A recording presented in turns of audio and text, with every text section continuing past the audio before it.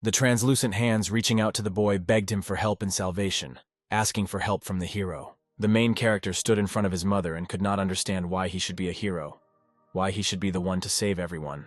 She placed her hand on her son's shoulder, whispering to him that he was the only hope of this world. His mother pushed him away, asking him not to be weak. He must die a hero. The main character fell into the abyss to those who asked for help. He must save them. Kim Sung-in woke up to the sound of raindrops somewhere in an abandoned building among rubble and other debris. Getting up with the thought that he needed some rest, he took his sword and walked to the cliff. Below stood monsters, horned, with large teeth sticking out of their mouths, horns and hooves. Many creatures ran up to the walls of the building where Kim Sung-in was.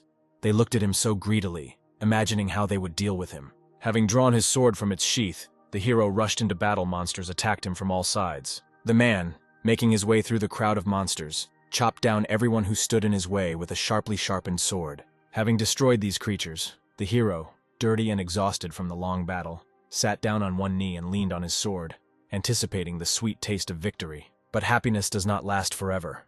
Raising his head, he saw a monster of gigantic proportions, horns, burning white eyes, and a column of flame behind this creature inspired horror. Wanting to defeat the main character and subsequently obtain his power, Fafnir went on the attack. The dark-haired man, thrown several hundred meters away, lay covered in blood. His thoughts were filled with only one thing: is this really the end? Has the hero lost, was unable to save everyone? Lying on his back, Kim Sung-in looked at the approaching creature, but he did not have the strength to stand up and fight back Fafnir. The monster gathered his fingers into a fist and directed his monstrously powerful blow towards the man. Opening his eyes, the hero saw a crowd of guys standing in front of him, perplexed by the sudden fainting of a guy in a school uniform. Rising to the bewildered cries of the crowd, the main character was at a loss. Not understanding where he was, the guy looked around, then at his hands, disbelieving in what was happening. He thought it was just a strange dream, because just a couple of seconds ago, Fafnir was supposed to kill him. Mocking the protagonist's delirious words, the guy began to threaten him with a fight. Kim Soo-hyun didn't believe that he was still alive until the most impudent kid grabbed him by the collar. Chan-hyuk was already ready to strike, not expecting a fight back from the guy. The main character blocked the bully's blow and quickly hit back. Kim Soo-hyun's blow was so monstrous that it threw the guy a couple of meters away. The rest of the crowd stood in bewilderment as they looked at Chan-hyuk lying on the asphalt. Having come to his senses and realizing what he had done, the main character began to frantically apologize to the bully. Stopped the bully and saved Soo-hyun from being beaten, screaming about the approaching police. While running away, the main bully continued to shout threats after Soo-hyun, while the main character sat, not understanding why they were calling him that, because he was Kim Sung-in. Getting up, he noticed the phone. Taking it, the guy thought to which of those guys this thing belonged. Seeing my reflection in the phone screen, the questions only grew. Young, thin, black-haired guy, who is this? In the year 2042, the world came to an end. Dungeons filled with various creatures began to appear in different parts of the globe. This event was called the Outbreak, and it began to destroy peace throughout the world. There were people born with powers that they used to fight monsters. They were called Awakened. The hero was one of them. After everyone died, he was the last one who continued the fight. The hero was the last representative of humanity, and became the strongest of the Awakened. The policeman sitting opposite the guy, clearly tired and irritated by the situation, asked his name. Confused, the guy wanted to call himself Kim Sung-in, but stopped himself, remembering that his name was different here. Date of birth, the policeman asked irritably, and when he asked again, the guy received an even more angry answer. How old are you? Turning his head, the protagonist saw a calendar, 2022. Time rewound 20 years ago. Soo-hyun decided that he looked like a student said that to him. The policeman was surprised that the guy knew his name and age, but could not give his home address. The man was amazed at his absent-mindedness, because the entrance exams to college were just around the corner, but the guy's thoughts were filled only with Fafnir, because he killed him. Different things came to mind. Maybe it was Fafnir's magic or a dream, but it was all real. Did he really return to the past? What does he need to do to return to his usual body? Leaning back in his chair and exhaling, the policeman said that his mother would come for him and asked him to wait. Finally, he asked the main character not to approach construction sites, since that is where the flashes appear. An agitated woman with short dark hair burst into the station and grabbed Soo-hyun by the face, frantically asking if everything was okay with him. The main character's face was grimacing in confusion, not understanding what was happening, and in his head the question was spinning. Could this really be the mother of the body he was in? The main character, walking behind her mother, said that she still can't remember the address. Stopping and turning her head towards her son, the mother was surprised by such an official style of communication. It was not typical for him. Taking out a handkerchief, the woman began to wipe the guy's face. lamenting about those bullies who had bullied her son since school. Wiping her face, my mother asked me to be sure to tell her if something like this happens again. They stopped in the middle of the park. It was so quiet and empty. A wolf-like creature suddenly ran out and headed towards the boy and the woman. Soo-hyun held out his briefcase in front of him to protect himself from the sharp and long fangs. Having examined this creature, he realized that this was not quite an ordinary wolf.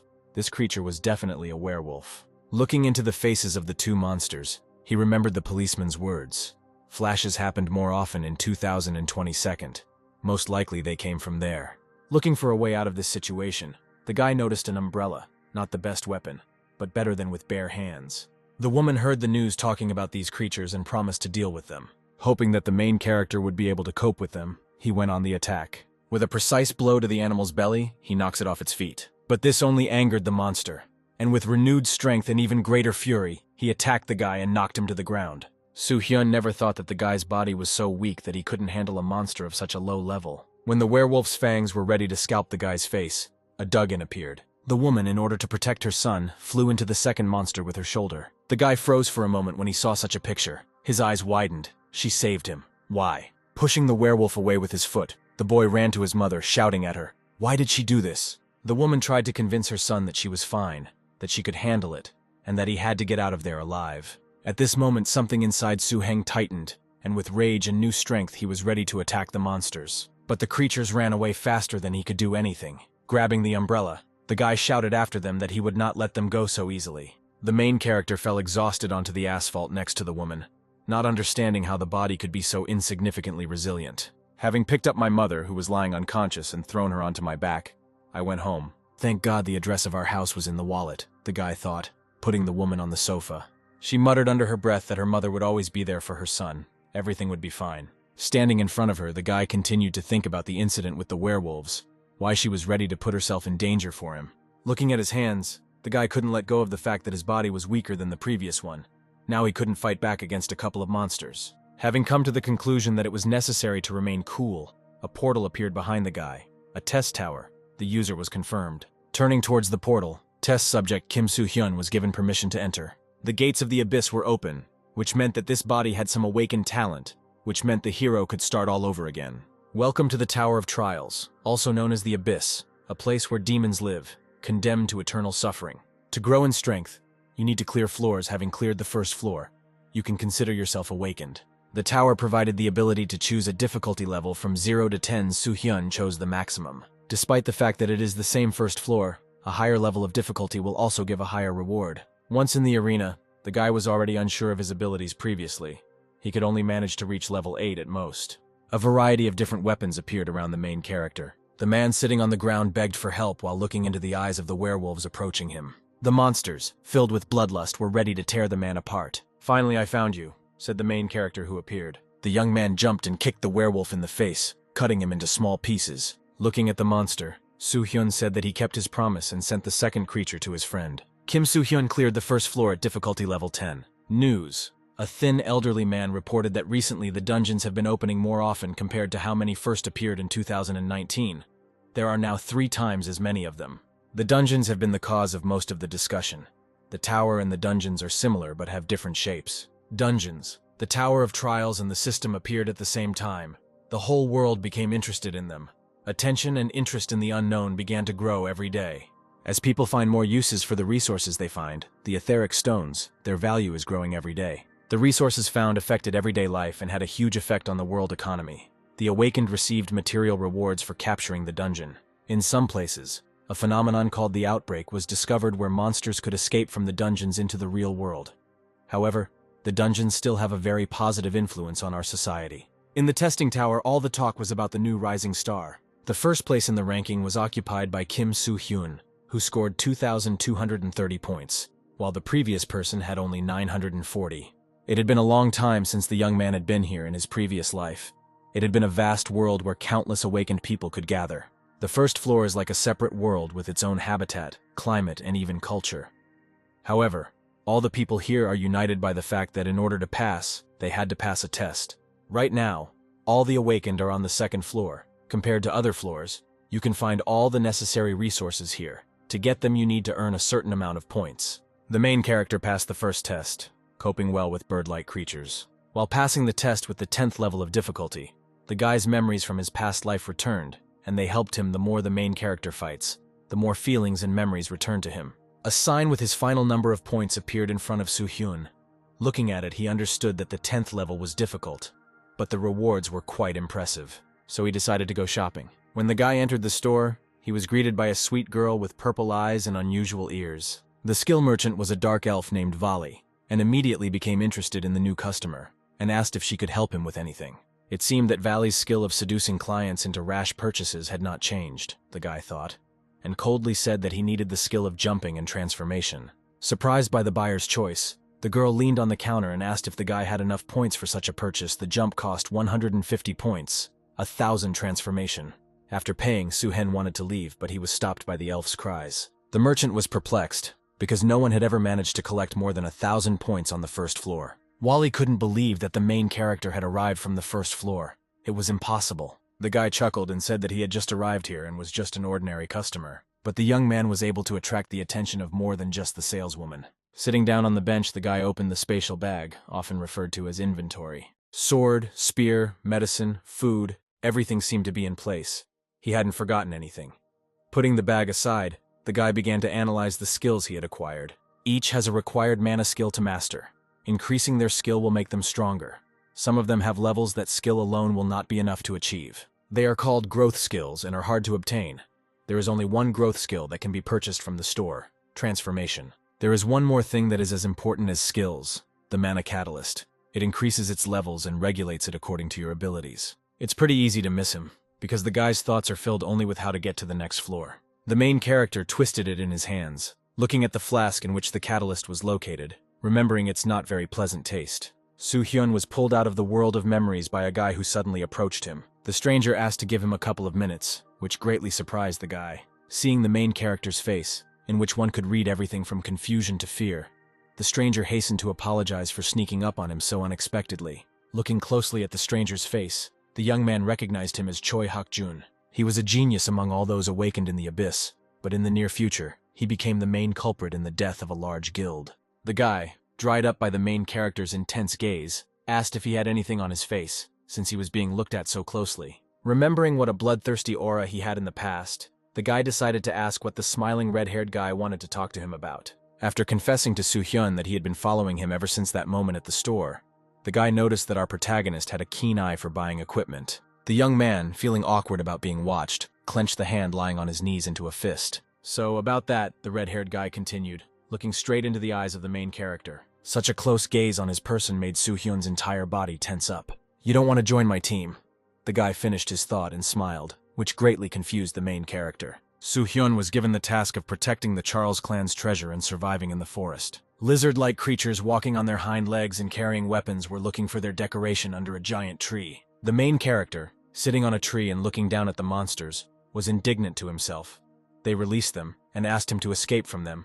Too many tasks. Clutching the treasure in his hands, he thought about its uselessness, and that was why the mission had to be so difficult. While the guy was thinking about which method would be best for this, monsters noticed him. Soo-hyun jumped down from the tree, took out his sword and entered into a fight with one of the clan. Having landed the first accurate blow, the guy cut down the lizard and received 20 achievement points. "So, in order to survive in the forest, I just need to get rid of everything that is here," said the guy, standing in front of the crowd of creatures. One of the monsters jumped from the tree and wanted to attack the main character from above. Without losing his composure, the guy killed another monster. Using the jump skill, he destroyed 7 more creatures. As he continued to fight, the boy thought that it would be much more profitable here with a team.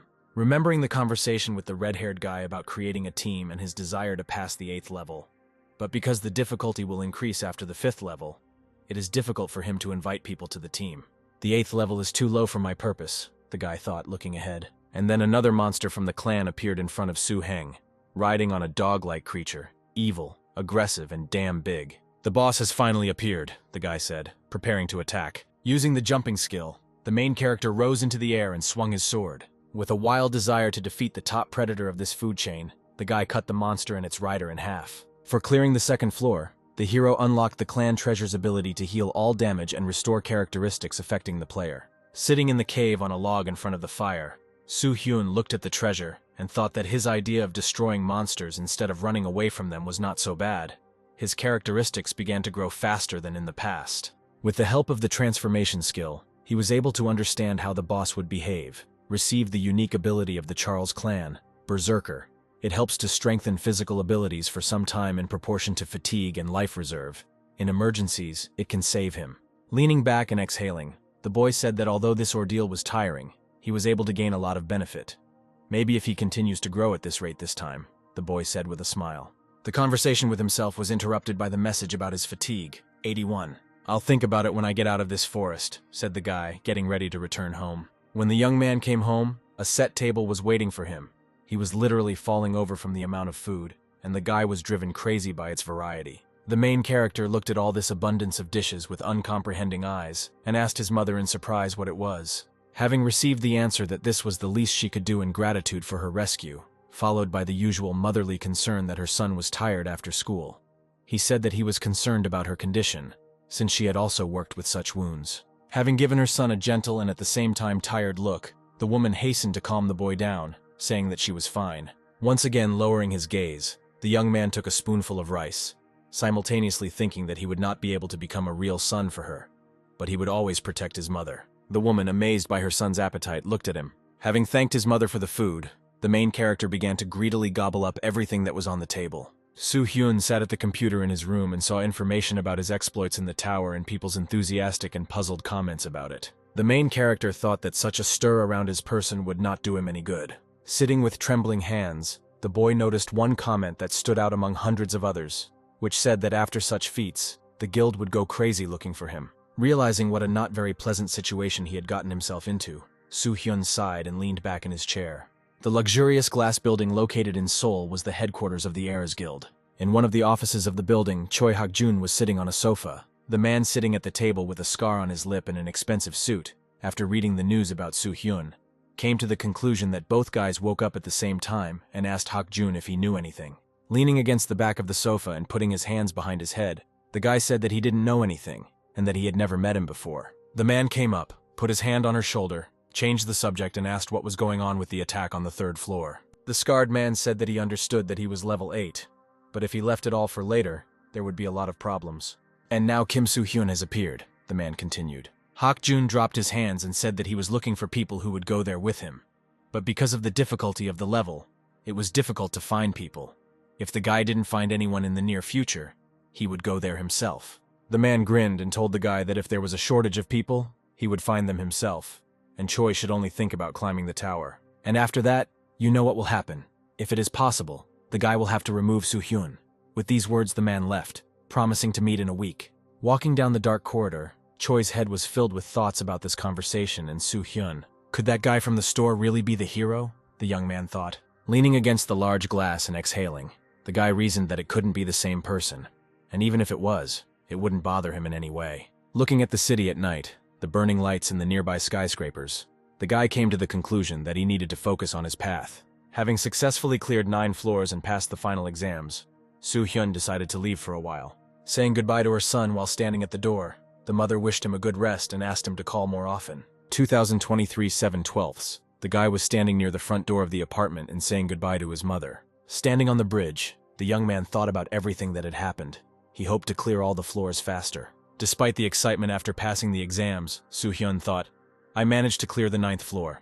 The 10th floor remains. It will take a lot of time, so a great option was to go on vacation, the guy continued. For the awakened, the 10th level is a barrier that must be overcome. The difficulty of the tests increases every 10 floors. How much more difficult will it be than the 11th, the guy thought. Some awakened ones usually choose a lower level, but because of this, other levels will become more difficult, the guy continued, walking along the bridge.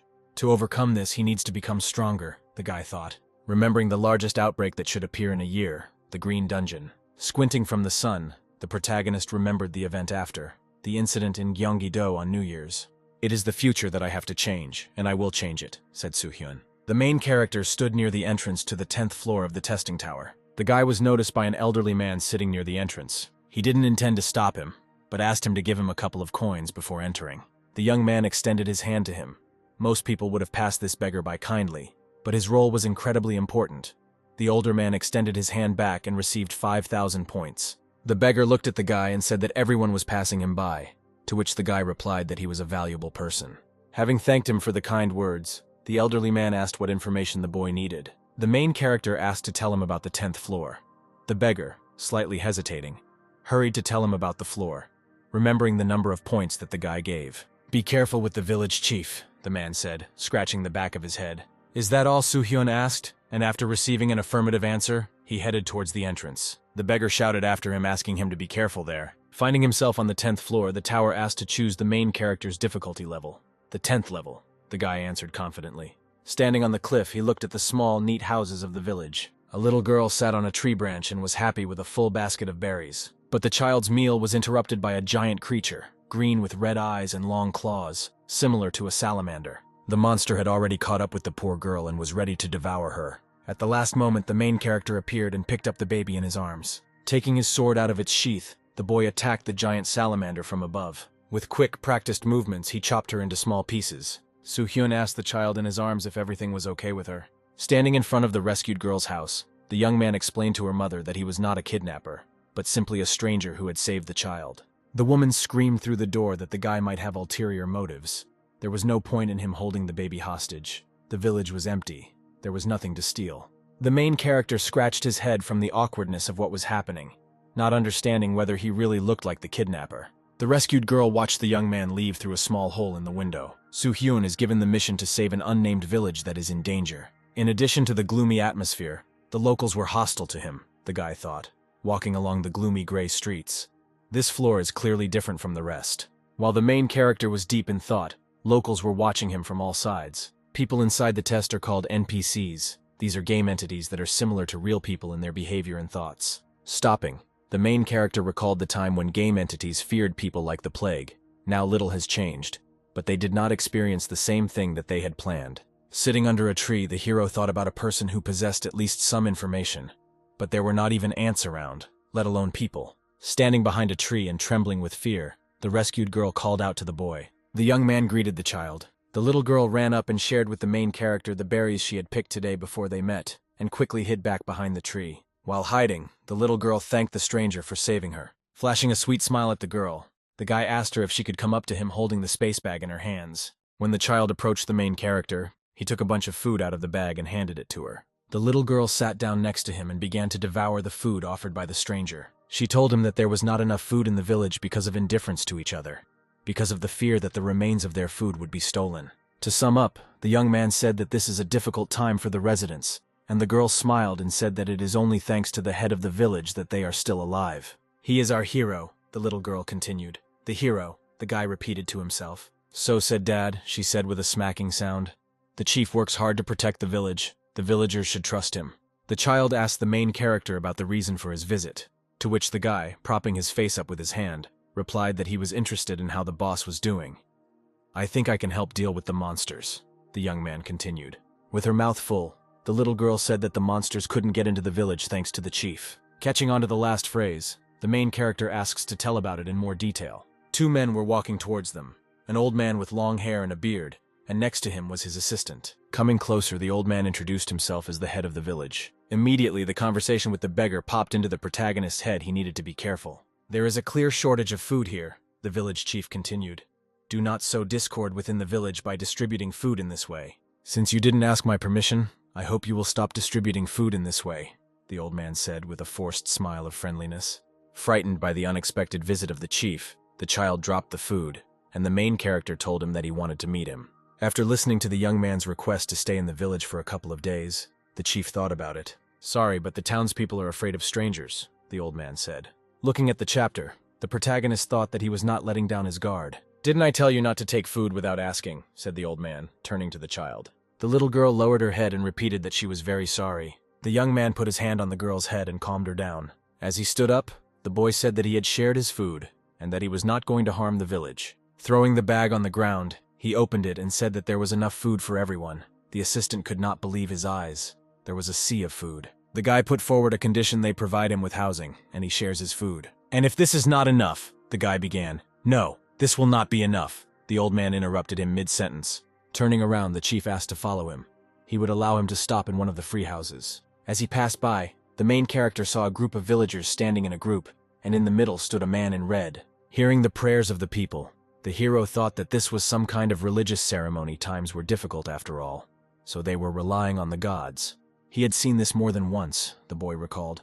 When the world is on the brink of death, people start to go crazy and everything in its own way. Some hide behind the face of faith, others deny reality and begin to do terrible things. But at least here they don't attack each other, the main character thought, looking at the crowd. But then he saw a man, tied up, a man trembling with fear. The man raised his hands, one of which held a dagger, asking to accept this unbelieving and corrupted soul as a sacrifice. Having cut the rope, the floor disappeared from under the feet of the tied man. The main character covered his mouth with his hand. This place is the same. All people are the same, wherever he goes. The boy left, hearing the grief over the man who had just died. The crowd thanked the chief for borrowing the power of the earth god to protect the village. Without him, they would no longer exist. But in 3 days, a new sacrifice would be needed. Who would be next? Everyone turned around abruptly and looked after the random passerby who decided to stay with them for a couple of days. The assistant reported to the chief that the ceremony was a success, but they had not yet chosen the next victim. "How is our wanderer doing?" the chief asked, filling out the paperwork. "He hasn't done anything yet," the assistant reported. "Do you want to use him as a sacrifice?" he asked. Taking out a flask with a green liquid, a hypnotic drug, the chief said that this is why God sent him. "The village is becoming more dangerous. A small sacrifice is necessary," the old man said with a sidelong glance. "Don't you really want to postpone the death of the inhabitants?" A snake monster appeared under the village and it only eats people, but it stops other monsters, so the village is safe. "The village is in a panic because they don't know when the monsters will attack us. There is only one thing I can do as the village chief," the old man continued. "This is the price of the villagers, so I don't regret anything." The head finished. 4 days later, people in red suits and torches watched the sacrifice being made. The main character was lying on the floor unconscious. Saying that this was all for the sake of the village, the headman cut the rope. Soo-hyun flew down and sank into the abyss of darkness. He was flying towards his death. A giant snake was preparing to begin its meal. The leader walked through the cave with a lit torch, wondering how long it would take for the snake to spit out the guy. But I didn't expect to see such a picture. The main character stood next to the severed body of a snake, covered in blood, and its head lay nearby. The head of the village did not understand how this was possible, how he was able to kill this monster. "You speak as if this monster should not have died," the guy said, turning around. In desperation, the old man began to shout that this was all for the sake of the village. If it weren't for this snake, other monsters would have attacked them. "For the sake of the village," Soo-hyun began without emotion. "Are you sure it wasn't for your own benefit?" The guy said that it is a predatory snake. It spends most of its time eating and sleeping. It marks its territory because of which weaker monsters cannot enter it. "There is another peculiarity," said the young man. "Whoever feeds her will not become prey." His voice became quieter.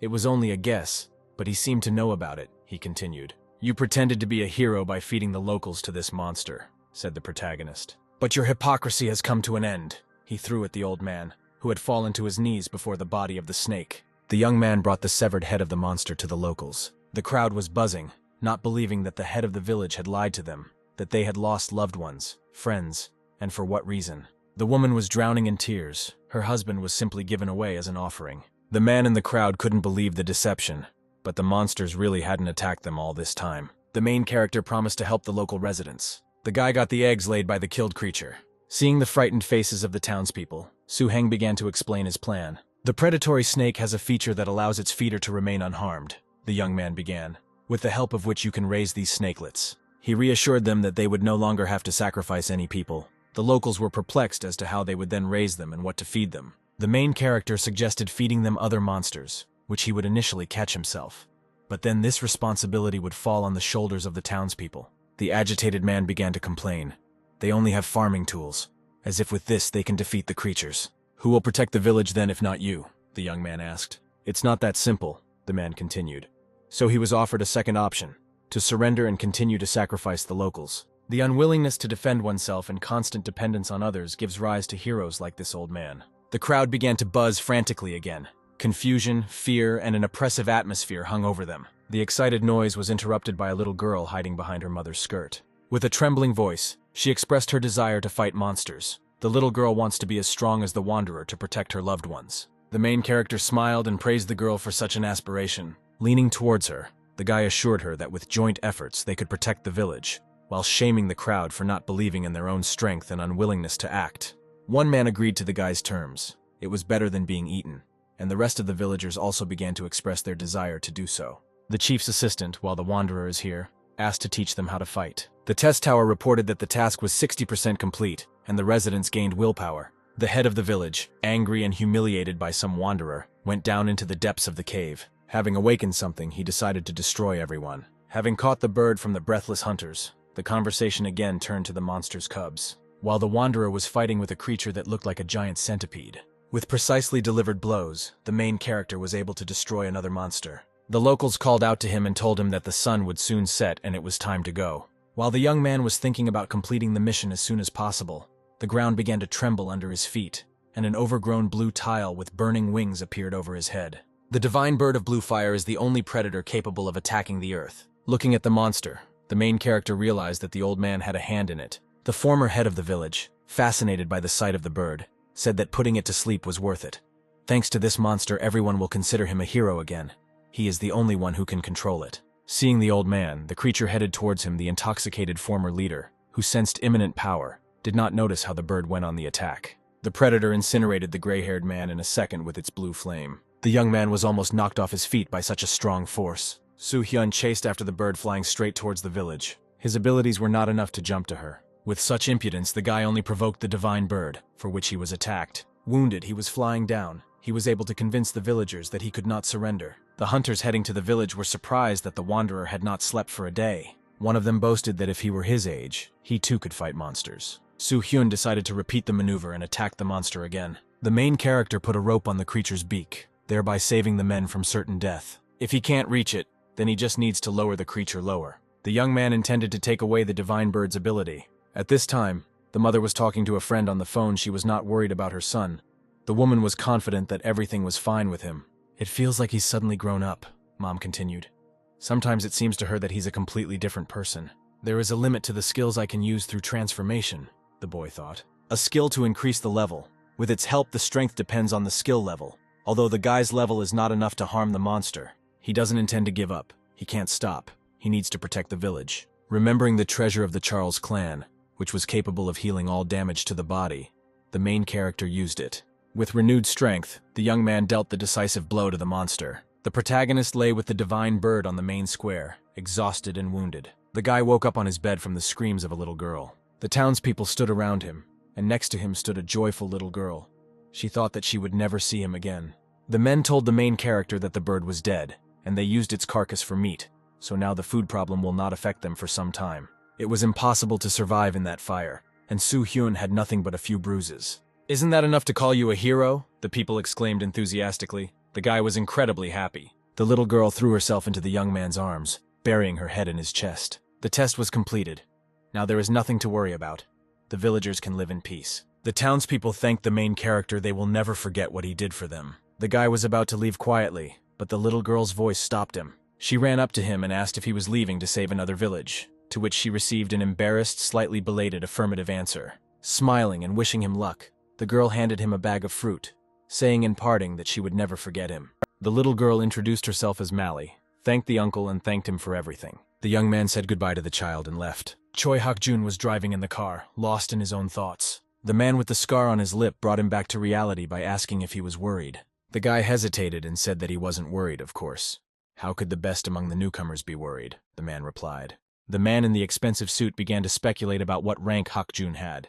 He had reached the 15th floor, so the rank would be at least B, or maybe he would try to become an A rank. "Kim Soo-hyun's rank will also be revealed soon," the man continued, and the young man asked how he knew this. The man relied on his intuition, and besides, the main character had recently cleared the 10th floor, so it was time for an assessment. The man with the scar gave the young man instructions to bring Soo-hyun to their guild at the first opportunity. In exchange for Soo-hyun, the man vowed to grant the young man his freedom. The stark white building was the Awakened Certification Commission. Upon arrival at the building, the guy got out of the car. The man promised to prepare everything for Choi to climb to the top of the abyss. He asked the young man to speed up after the exam. The man warned that if the young man came up with anything else, everyone would suffer. The main character was here too. He hadn't confirmed his rank for a long time. The Awakened Certification Commission is run by the state, where they register their rank regardless of whether they are a newcomer or a foreign awakened. They often visit this place. To enter the dungeons, you need to get a rank, and you need to get into them to earn money. The man in the black suit led the protagonist into an office with high ceilings and lots of chairs. At the end of the room there was a device for confirming rank. Those who confirmed it become active awakened. If you have both a good physique and unique skills, then you will certainly be recognized as such. Because of this, people from the guild often come here to recruit you as a promising person. The man in the black suit told the young man that when everything was ready, he would be called. The man and the main character were attracted by the screams of the angry guy. He was unhappy with the rank he received. He was expecting a C rank, but in the end he got a D rank. The scientist tried to explain that the requirements had suddenly changed, but the guy didn't want to listen and grabbed him by the robe, demanding that he return his rank. Even though you weren't satisfied with the rank you received, the hero thought, you shouldn't behave like that. Hakjun twisted the aggressive guy's arm. On his hand was an artifact that temporarily increased magical power. This is a rare item not available in regular shops. I asked where such a low-ranking guy got such a thing. The aggressive boy called Choi an arrogant bastard while trying to wriggle his arm out of his tight grip. Do you think people here are idiots who just look at abilities? The young man began. Then take the test without a bracelet. With a clear sense of superiority and mockery in his voice, Hakjun said that he wouldn't even get a D rank. At this point, security guards ran up and were going to escort the aggressive guy to the exit. The main character, heading towards Hakjun, greeted him. Soo-hyun asked if he remembered him. The protagonist was surprised that this was Choi's first test. Basically, the test to obtain an A rank is taken a month after waking up, said Hakjun. I'm just a special case, the young man answered awkwardly. Soo-hyun expressed his confusion, because Hakjun could have received all the rewards for the dungeon, but he was on the 15th floor and still hadn't passed the test.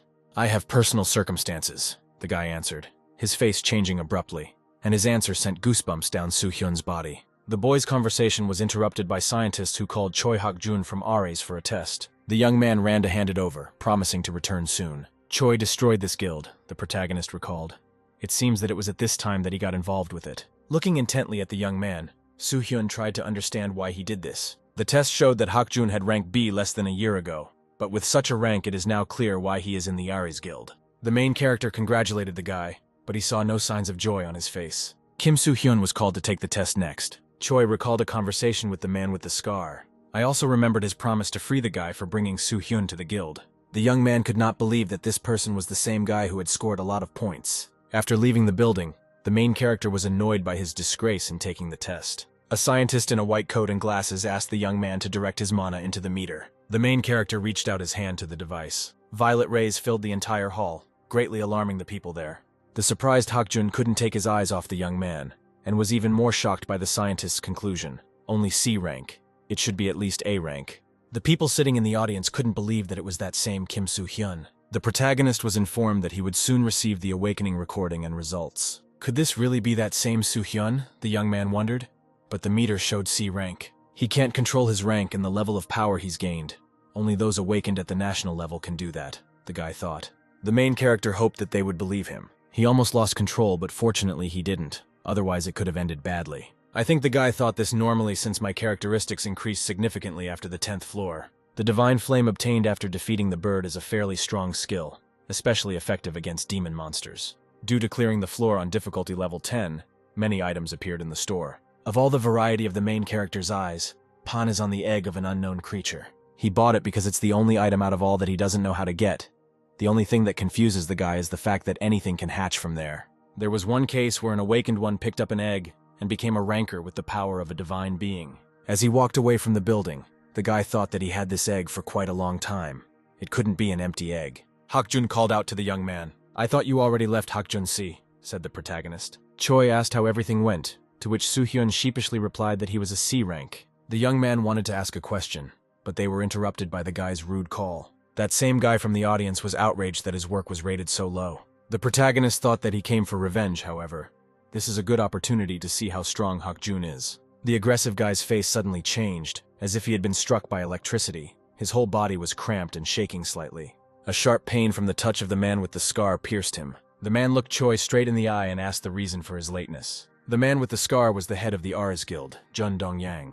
On his way to meet the young people, he kicked the barely breathing guy in the face. With an obvious growing friendliness, the leader placed his hand on Hakjun's shoulder, reminding him that he had asked to call him Hyun. You made a new friend when you noticed the main character, Dongyang asked Choya mockingly. The young man began to justify himself by saying that he wanted to offer to join them if he had sufficient rank. Donyan went to the main character to check on him. The leader asked the guy's name, while Hakjun, standing behind him, tried his best to show him that he shouldn't tell him his name. The main character did not listen to Choya and gave his real name. Donyan's eyes lit up and a grimace of glee appeared on his face.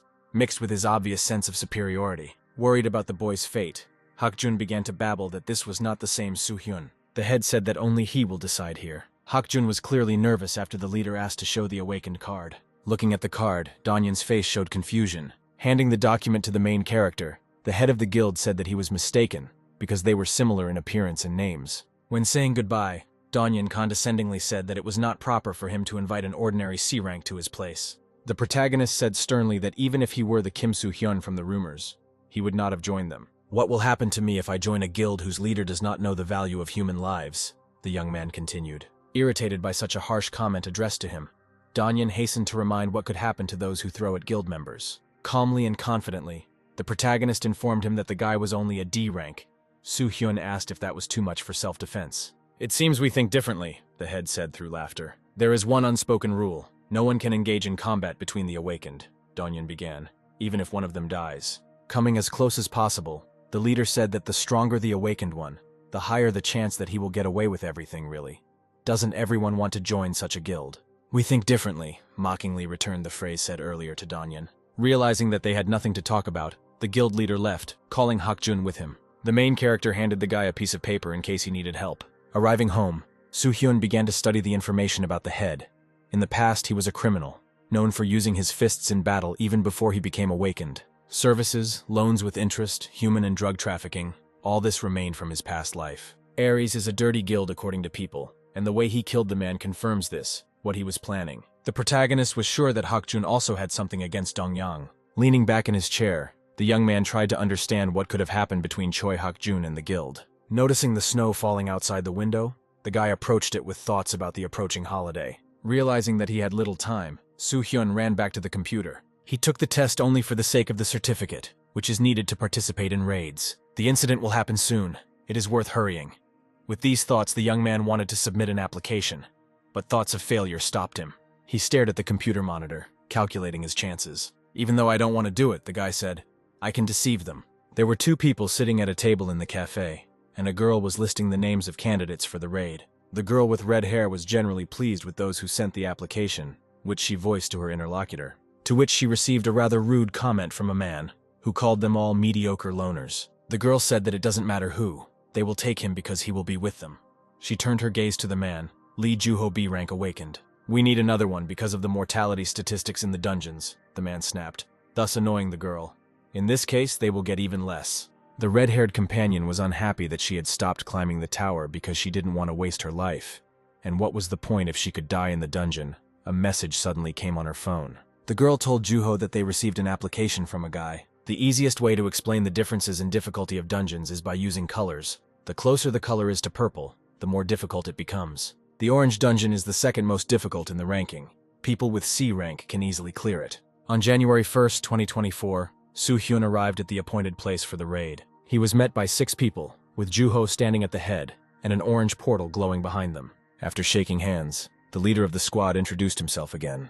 Lee Juho introduced the new squad member to everyone else. The guy in the orange sweater was extremely excited to meet the one who was currently in first place in the testing tower. Min-seok was brought down to earth by Lee, who informed him that they simply had the same names. Soo-hyun realized that he had not faked his rank in vain after all. The blonde in the leather jacket doubted the usefulness of the main character. The young man put the girl in her place, reminding her that they had the same rank, thereby making her lose her temper. Their verbal altercation, the girl with red hair called them into the dungeon. "Let's see how good you are," the girl said, folding her arms across her chest.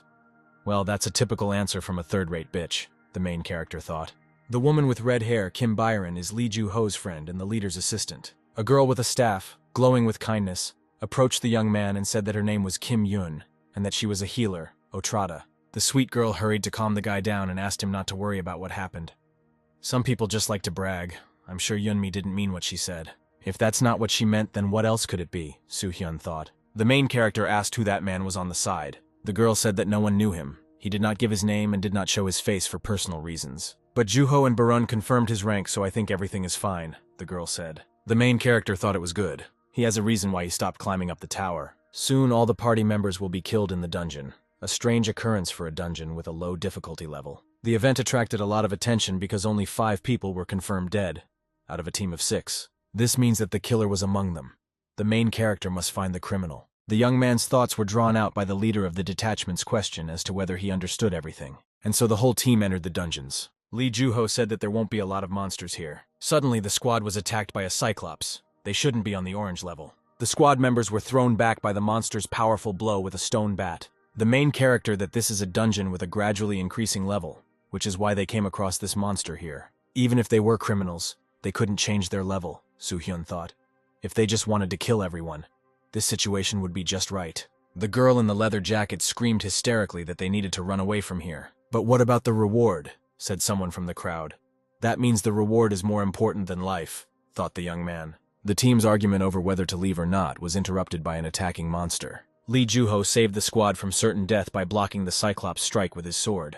The leader is not yet capable of resisting such creatures, so he was unable to repel his next attack. Juho was thrown several meters into the cliff. The squad couldn't get together. They were scared. Their leader was a B rank and couldn't even resist the monster. So what could they do? The protagonist easily repelled the Cyclops' attack, shocking Juho. Kim Baron rushed to help her friend. The young man deftly dodged the monster's blow. Soo-hyun asked when the rest of the team would enter the battle. It would not be possible to simply run away. They would have to fight. A mysterious guy in a hood reported that the exit was blocked. The main character explained that starting from the yellow level, the entrance and exit work differently. Until you find the way, you will not get out. Having confirmed what was said, the leader of the squad said that he did not understand why the level had changed. Suddenly, everything began to shake violently. It didn't seem like an earthquake. The squad was surrounded by humanoid monsters, thin gray creatures. Making his way to the Cyclops, the main character killed orange-level monsters. Of course, with such a skill he could quickly deal with them, but now he needs to deal with him. The Cyclops' weakness is his eye, but not the one on his head, the hidden eye. The protagonist plunged his sword into the green creature's hand. The monster grabbed his wounded arm and dropped to one knee due to the incredible pain. The rest generally coped with the humanoid monsters. But the Cyclops was not defeated. He grabbed the main character, preparing to kill him. The hidden eye was in the hand in which he held the weapon. The Cyclops squeezed the young man with his hands. The girl in the leather jacket again suggested running away after that. Suddenly, Soo-hyun escapes from the creature's clutches. He borrowed the Cyclops' ability in advance. With a flick of his sword, the young man deprived the monster of its hidden eye. The boy believed that increasing his skill level was worth it, as up until now he could only superficially copy the target's abilities. But now he can copy all of her power, the young man thought. It really turned out stronger than I expected. Soo-hyun jumped up and rushed into battle with the humanoid monsters. He killed every creature he met along the way. The speed and technique of the main character amazed the leader of the squad, Juho. The leader reminded Baron to support Minseok and Yuna, and he himself went to the first position. The young man was glad that they began to work together. Soo-hyun cut the Cyclops into pieces. The rest of the team also dealt with the remaining creatures. The girl in the leather jacket wondered what they should do now. They had defeated the monsters, but they didn't know where the exit was. She demanded to ask for support from the management, but the head said that it was unlikely that there were any recommendations for such situations. The main character stood to the side and wiped his sword. Juho asked him how he was feeling, to which he replied without hesitation that everything was fine. Remembering his deception, he hastened to correct himself and complained of trembling in his body. The squad leader asked Yun to patch up the main character. The cute girl expressed her admiration for the way Soo-hyun fought. She was amazed at how the guy was able to take down the Cyclops by himself. "Aren't you worried about the dungeon and these people?" the girl asked. "Minseok is afraid to die and is unable to fight." Yunmi continues to grumble. "That person we don't know," the girl explains. "Especially these two. There are rumors about them in the Abyss Network," Yun says. "They do not distribute rewards properly." The girl, embarrassed, shared her concerns about them receiving the appropriate awards. The guy asked the girl not to worry about it. The head of the detachment asked the young man to leave with him. Having understood what was going on here, the main character decided to agree to talk with Juho. The team continued to move forward without encountering a single monster along the way. Soo-hyun noted that they had dealt with everyone in this zone, and that they were safe here until the next zone. Kim Baron asked Juho how their conversation with the young man went. The team leader, not wanting to discuss it, simply said that the plan was cancelled. The boys came to a large gate with stone columns on either side. Once inside, they found themselves in a large stone hall. Juho guessed that they were in the center of the dungeon. Amongst all the gray, oppressive atmosphere, the golden gate stood out. Here was salvation. Yunmi, hoping to finally get out of here, rushed to the gate, not hearing the leader's warnings. She activated the dungeon system. The voice of the tower greeted those who had passed the path and announced the imminent start of the test. Starting from the yellow level, the raid does not end after killing monsters. It can be completed after fulfilling certain requirements. The voice of the tower gave the team a choice. In the first case, they will need to kill monsters for 30 minutes. In the second case, they will have to run away from monsters also for 30 minutes. They have 10 minutes to choose from. Baron was shocked that the tower could do whatever it wanted. Once again plunged into hysteria, Yunmi insisted on the second option, explaining this by the complexity of the first. Minseok suggested that the reward for fighting monsters would be better. Due to differences of opinion, the boys began to argue again. While Baron tried to calm the two down, the leader of the squad weighed the pros and cons. The leader's assistant involuntarily began to panic. The captain made a decision, since they got here thanks to Soo-hyun. Then the decision is his. Yunmi was annoyed that some C-ranker would be the raid leader despite everything he had done for them. The main character decided to go the first way, thereby discouraging the others. Yunmi was amazed by the young man's self-confidence. He had only killed the Cyclops, nothing more. Soo-hyun ignored the girl's remark and began to explain his choice. If you choose the second option, there is a chance that they will be chased by monsters that they will not be able to defeat. Besides, they don't know what's behind the door. Having decided to choose the first option, the team formed a ring, with Joho at the head and Soo-hyun on his left. A yellow beam of light appeared out of nowhere, illuminating the entire room with a pleasant dark color. And now before the heroes, various creatures appeared in all their glory. The monsters attacked the team first. While fighting another creature, Juho was clearly having problems. He couldn't cope. The main character came to his aid and cut off the tail that had managed to wrap around his neck. Before I had time to deal with one creature, another one came along, and its outcome was known. Everyone fought off the monsters as best they could. The young man and the guy in the hood fought with the lizard-like creatures. Even Yunmi and Minseok started working together to cover each other. Barun and Juho fought off monsters that looked like people with gray skin and glowing red eyes. The main character was waiting for it all to start, for them to show their true colors. The well-coordinated teamwork is interrupted by the sudden death of the mysterious guy. His body was strung on many stakes sticking out of the floor, with his blood slowly dripping down them.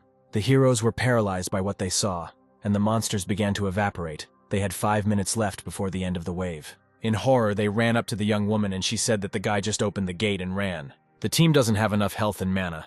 They won't be able to withstand a second wave like that, but they won't be able to escape either. Their fighting spirit has been lost. The main character, rushing towards the exit, called the others to follow him. Yunmi screamed that this was a sure path to death, hoping to bring the young man to his senses. The main character was surprised by the team's narrow-mindedness. The system only said that monsters would be chasing them. There was no talk of avoiding traps. At this point, all members of the squad began to think. Soo-hyun explained to them that they would die in 3 minutes anyway, so maybe it was worth trying to do at least something. Lee Juho made the decision to get out. He agreed with the guy's words, so anyone who had objections could stay. The man was prepared to listen to accusations about how bad a leader he was after they all got out. The whole team agreed with his decision and headed towards the exit. Yoon noticed that the main character had no intention of leaving here. The young man expressed a desire to stay here. Yunmi asked with a hint of mockery if he was going to fight the monsters alone. He was going to fight the creatures, but not alone. There is no reason for Soo-hyun's team to sacrifice themselves like that. In order to save the others, the young man decided to take Yun with him. The girl was perplexed by the words the guy said. Kim Yun didn't plan to stay here. She wanted to leave with everyone else. Suddenly, Lee Juho began to close the gate. Baerun did not understand the leader's actions. He promised to tell her everything later. The girl rushed towards the closing doors in the hope of making it in time. The protagonist reminded the team leader of their agreement. Lee Juho, remembering him very well, closed the door in front of Kim Yun. The girl ran to the gate, begging to be taken with him. Her face showed a grimace of despair mixed with anger. Yun did not understand why they did this to her. Out of despair, she fell to her knees and turned to the young man. She didn't want to die here. She wants to live. The main character, with obvious sarcasm and a bit of mockery, repeated after her, "Do you want to live?" He asked her to remove her dagger, which the girl took out from her bosom. The young man immediately realized that Kim Yun was from the Garbage Guild. The Scavengers are a hotbed of all kinds of crime, a crazy group of killers. In the future, they will sow even more evil. In a couple of years, the guild will become a threat to humanity on the level of the end of the world. The protagonist affirmatively said that she wanted to kill their entire squad for the sake of achievements. I must admit she acted smartly. Soo-hyun explained that Yunmi was uncommunicative and very worried about her life. Minseok didn't have enough skills to kill them all. The hooded man looked very suspicious because he was hiding his identity, which is why he became the first victim. Yoon deliberately told the story about Juho and Barun, which made both of them suspect them. And that's how the guy figured out who the killer was. The girl noticed this even at the moment of the battle with the Cyclops. This guy is not who he claims to be. Holding onto the shoulder that Soo-hyun had cut, the girl spoke about her invisibility skill with a trembling, maniacal voice. While the guy is being eaten by monsters, she will use her skill to open the gate and escape. The protagonist noted that this skill is interesting, but the monsters will still find Yoon after smelling the blood. The creatures that appeared pounced on the girl, greedily tearing pieces off her. The young man faced the difficult task of dealing with a bunch of monsters. Without a second's hesitation, the main character went on the attack against the creatures. Soo-hyun continued to cut the monsters into pieces, but they kept coming and there was no end in sight. Now the time has come for that very technique. The rest of the team continued to run through the tunnel without stopping for a second. Baran couldn't understand how their leader knew that it was Yoon who killed that mysterious guy. As they ran, Juho recalled his conversation with the main character. After he saw the guy fight the Cyclops, he had little faith in his rank. When the topic again turned to that very Soo-hyun from the rumors, the young man clearly became nervous. Juho asked to take his place. Given such a dangerous situation, Soo-hyun was a more suitable candidate for the role of leader. Lee checked with the main character to see if he really had a C rank. Despite the obvious certainty that this guy was Soo-hyun from the rumors, having received confirmation of his words, Juho was taken aback. "I am that very Kim Soo-hyun," the guy said, looking at the leader. The protagonist explained that there were personal reasons for hiding his true rank, but he trusts Juho, so he decided not to lie. He refused the position of leader. The guy explained that he was the only one who could control the team in a critical situation. He was willing to sacrifice his life for them. These are the signs of a true leader. Juho was shocked by the news that their raid group would be charged with murder. The main character asked the chief to lead everyone out of the dungeon except him. As the entire team headed towards the exit, the leader was concerned about Soo-hyun's condition. The leader of the squad understood that he would only get in the guy's way, but he couldn't abandon him. Juho turned around and ran to help the young man. The team, stunned by the leader's actions, watched him go.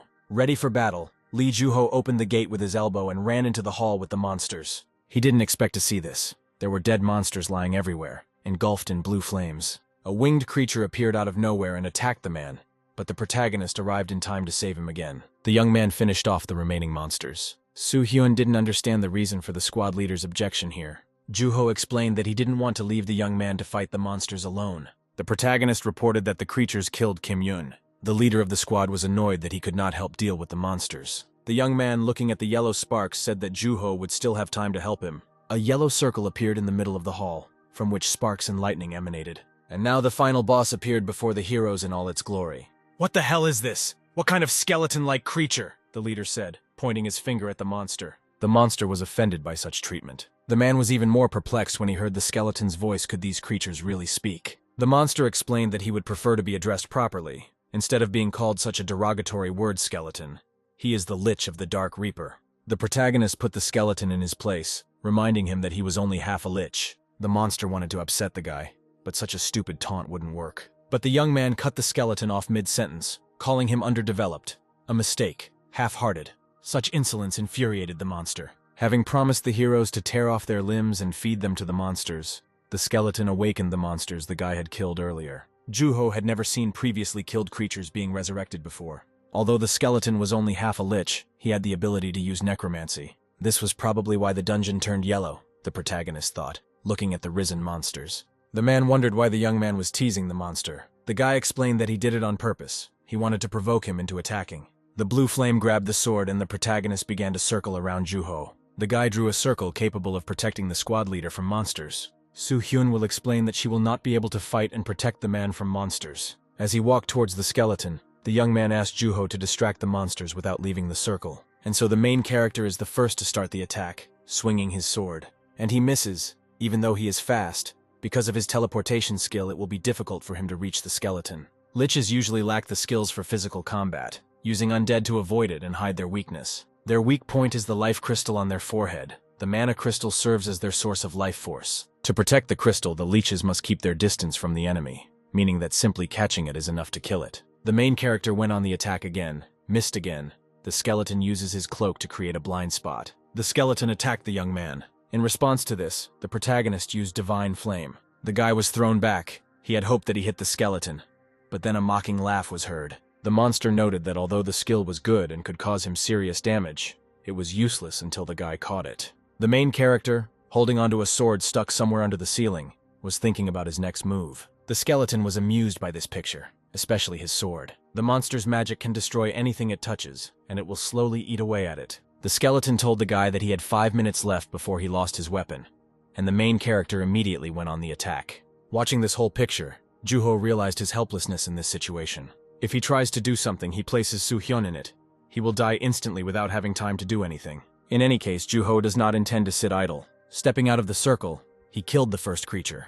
Juho fought with divine flames. The protagonist noticed that their leader's mana level had increased since entering the dungeon. Deciding to change his plan, the young man headed towards Juho. The skeleton was surprised by such a trick. Did the guy really get scared of him and run away? The young man cleared his way to the man from the monsters. Standing next to Juho, the guy told the skeleton that they were just getting started. Soo-hyun apologized for thinking the leader was weak. He suggested that they first deal with the monsters, and then put the skeleton to rest. The monster was amazed by the guy's self-confidence. Even the two of them wouldn't be able to defeat him. The protagonist discussed the plan with Juho without the skeleton hearing it. The man doubted the feasibility of the young man's plan, but he trusted him, so they prepared to go into battle. The skeleton sent his undead monsters resurrected by the Lich at the heroes. Soo-hyun and Juho rushed towards them. The young man cleared the way for the leader by killing the monsters, and Juho in turn went for the skeleton. The monster was amazed that such a weak and slow character was sent to fight him. The protagonist directed the divine flame at the skeleton.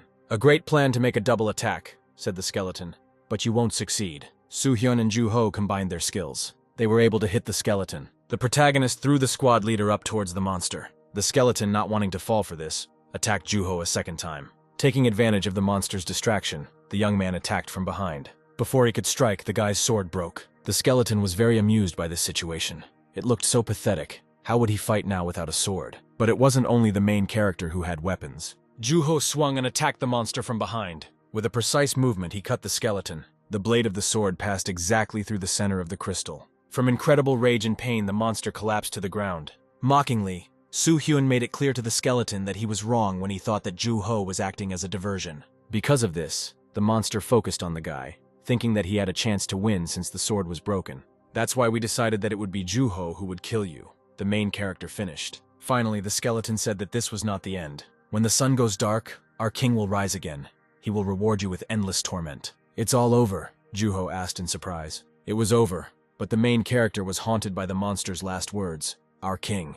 The head of the detachment and the young man, having with difficulty escaped from the dungeon, were sitting in the bushes. A few meters away from them were the rescue service, reporters, and the remaining members of the team. The journalist, asking Barun what had happened to her colleague, handed her the microphone, and she, in turn, covering her mouth with a handkerchief, expressed her hope that Juho was alive.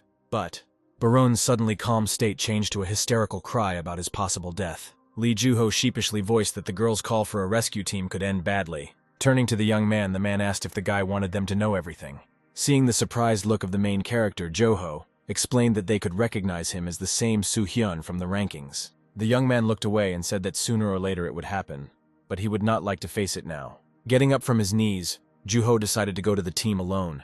He was quite good at handling such situations. However, he had one condition for the young man. The man handed the main character a bag with his share of the reward. He wanted to give it to the guy. Soo-hyun was taken aback by such a gift. Such an amount would cost Juho hundreds of millions of won. The guy was sure that with B rank it would be harder to earn. The man assured the young man that even with his rank he could earn good money, and besides, he didn't want to take this award. He didn't think he deserved it. The main character began to convince Juho, because it was only thanks to his help that they killed the Lich. The man replied that the guy's help was much greater.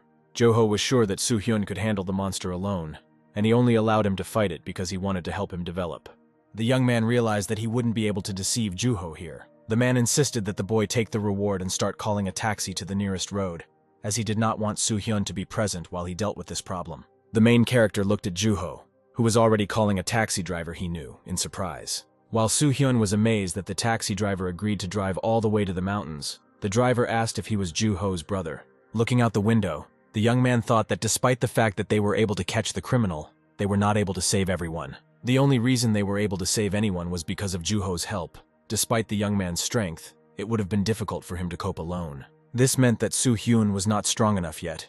Clenching his fist, the boy firmly decided that he needed to become much stronger. The vulgar protagonist thought he was strong because he alone survived when everyone else fell.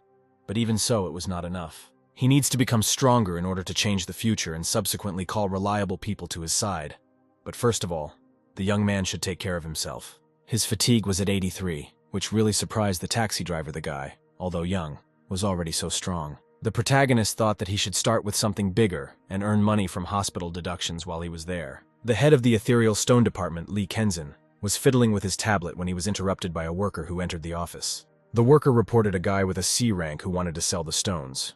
Kenjin didn't understand why he was so fussing over some guy. The manager was shocked to hear that the guy had brought more than 500 grams of stone with him. Kenjin apologized for the weight to the protagonist, who was sitting on the couch. With an awkward smile, he introduced himself, extending his hand to the young man. Soo-hyun placed a bag of ethereal stones on the table. After confirming their authenticity, the leader said that stones of such quality could only be found in yellow dungeons, making it clear to the guy that he doubted the legality of the purchase. The main character said that he did not understand what Kenjin was talking about, then hastened to assure the guy that he did not suspect him of anything.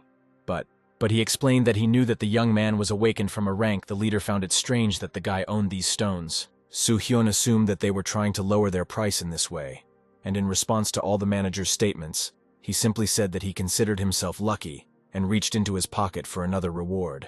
The eyes of the manager and the worker standing next to him noticeably widened as the guy placed another stone on the red velvet pillow. The highest level ethereal stone, the Lich Life Crystal, must be destroyed to kill the Lich, but the chance of it being dropped as a reward is very low. The protagonist did not expect such luck. Having taken the leader on a bluff, the young man said that if Kenjin still doubted him, then he would leave, having taken away such a stone. The man's face immediately changed. Taking it in his hands, he began to persuade the main character to stay and discuss everything again. Sensing something was wrong, the leader opened his hands, in which he held the stone, but it was not there. The main character stood in the doorway throwing a stone. Clenching the crystal in his fist, he said that he would hear the price the leader was going to pay for them just once. After leaving the building, the main character looked at his phone.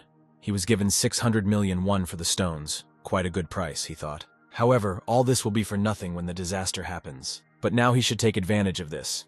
In the near future, he will not have problems with money. Besides, the guy was glad that he will not need financial help from his mother. Entering the house, the young man announced his arrival. The mother, happy about her son's return, ran to him from the kitchen. A scar appeared on the woman's cheek. The main character was simultaneously filled with fear and unbridled rage. After greeting her son, the mother rushed back to the kitchen, saying that the young man should have warned her in advance that he would come. The woman asked if he had fun there with his friends.